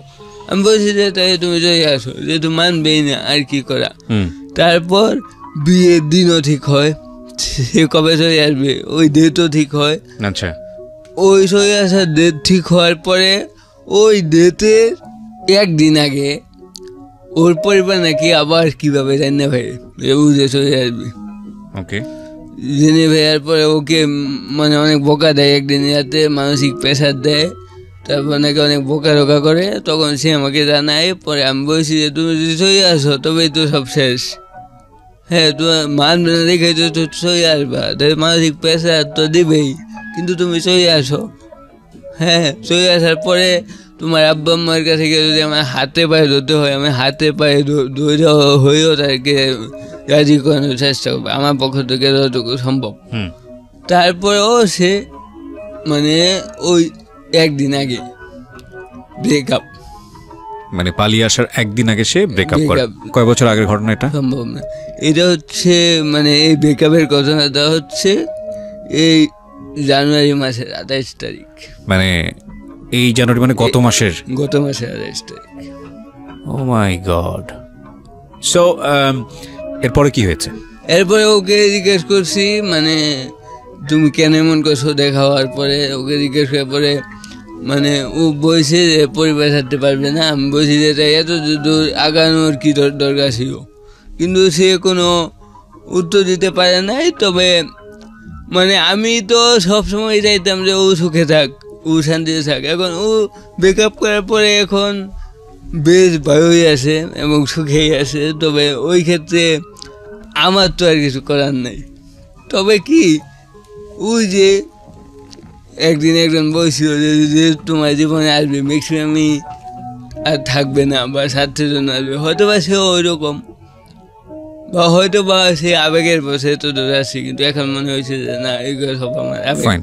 আমি একটা কথা বলি, তোমাকে আমি তুমি করেই বলি, কারণ তুমি আমার ইউনিভার্সিটির ছোটো ভাই, মানে অনেক আপন জায়গা থেকে এবার তোমাকে একটা প্রশ্ন করতে চাই। এই প্রশ্নের উত্তর দিয়ে অনুষ্ঠানটা শেষ করবো। সেটা হলো, তুমি মানুষ, প্রথম কথা, তোমার ইমোশন আছে, আঘাত আছে, কষ্ট আছে, ভালোবাসা আছে, সব কিছু আছে। তোমার ঘাটা খুবই দগদগে ঘা, কারণ এটা এখনো শুকোয়নি। আমি যত জানি জানুয়ারি মাস মানে এই তো কয়েকদিন আগের ঘটনা। তো তুমি মানুষকে মোটিভেট করেছো, 40-50 হাজার স্টুডেন্টকে তুমি মোটিভেট করেছো। এই ঘটনার পর তুমি নিজেকে কি বলো, নিজেকে কীভাবে মোটিভেট করো? কারণ এই কষ্টটা জীবনের প্রথম লাভ, এবং তোমার অপরিচিত কোনো কষ্ট না, এরকম হতেই পারতো, জেনে শুনেই তোমার লাইফে এরকম একটা ঘটনা ঘটেছে। এতক্ষণ তুমি ঘামো নেই, এখন তুমি ঘামছো ওর কথা বলতে এসে। How do you motivate yourself এই ঘটনার পরে? সে যে ডিসিশন নিয়েছে, আমি ওই ডিসিশনকে 100% সবসময় রেসপেক্ট করতাম, ইভেন এখনও করি। তোমার যখন কষ্ট লাগে তখন তুমি কি করো?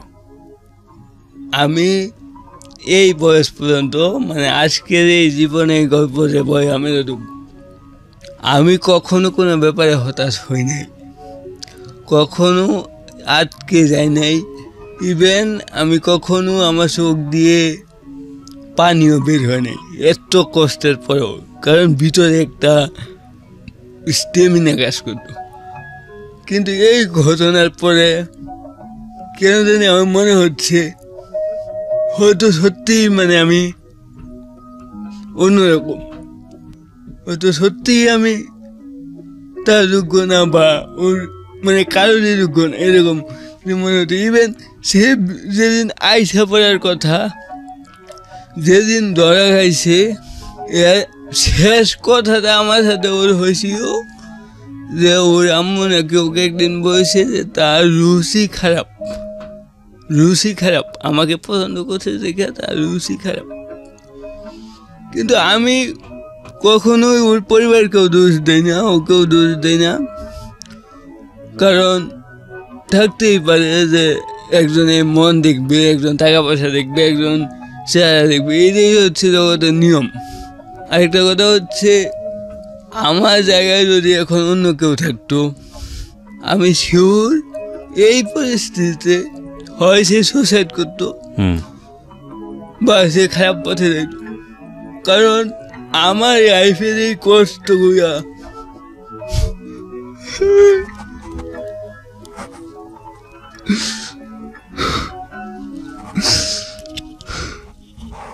আমার এই লাইফের কষ্টগুলা আমি আমার পরিবারের কাউকেও শেয়ার করি নাই এতদিন।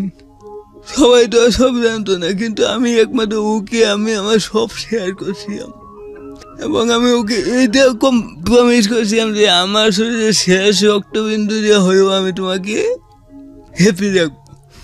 সে সব কিছু বুঝে, সব কিছু করে আমাকে মোটিভেট করে।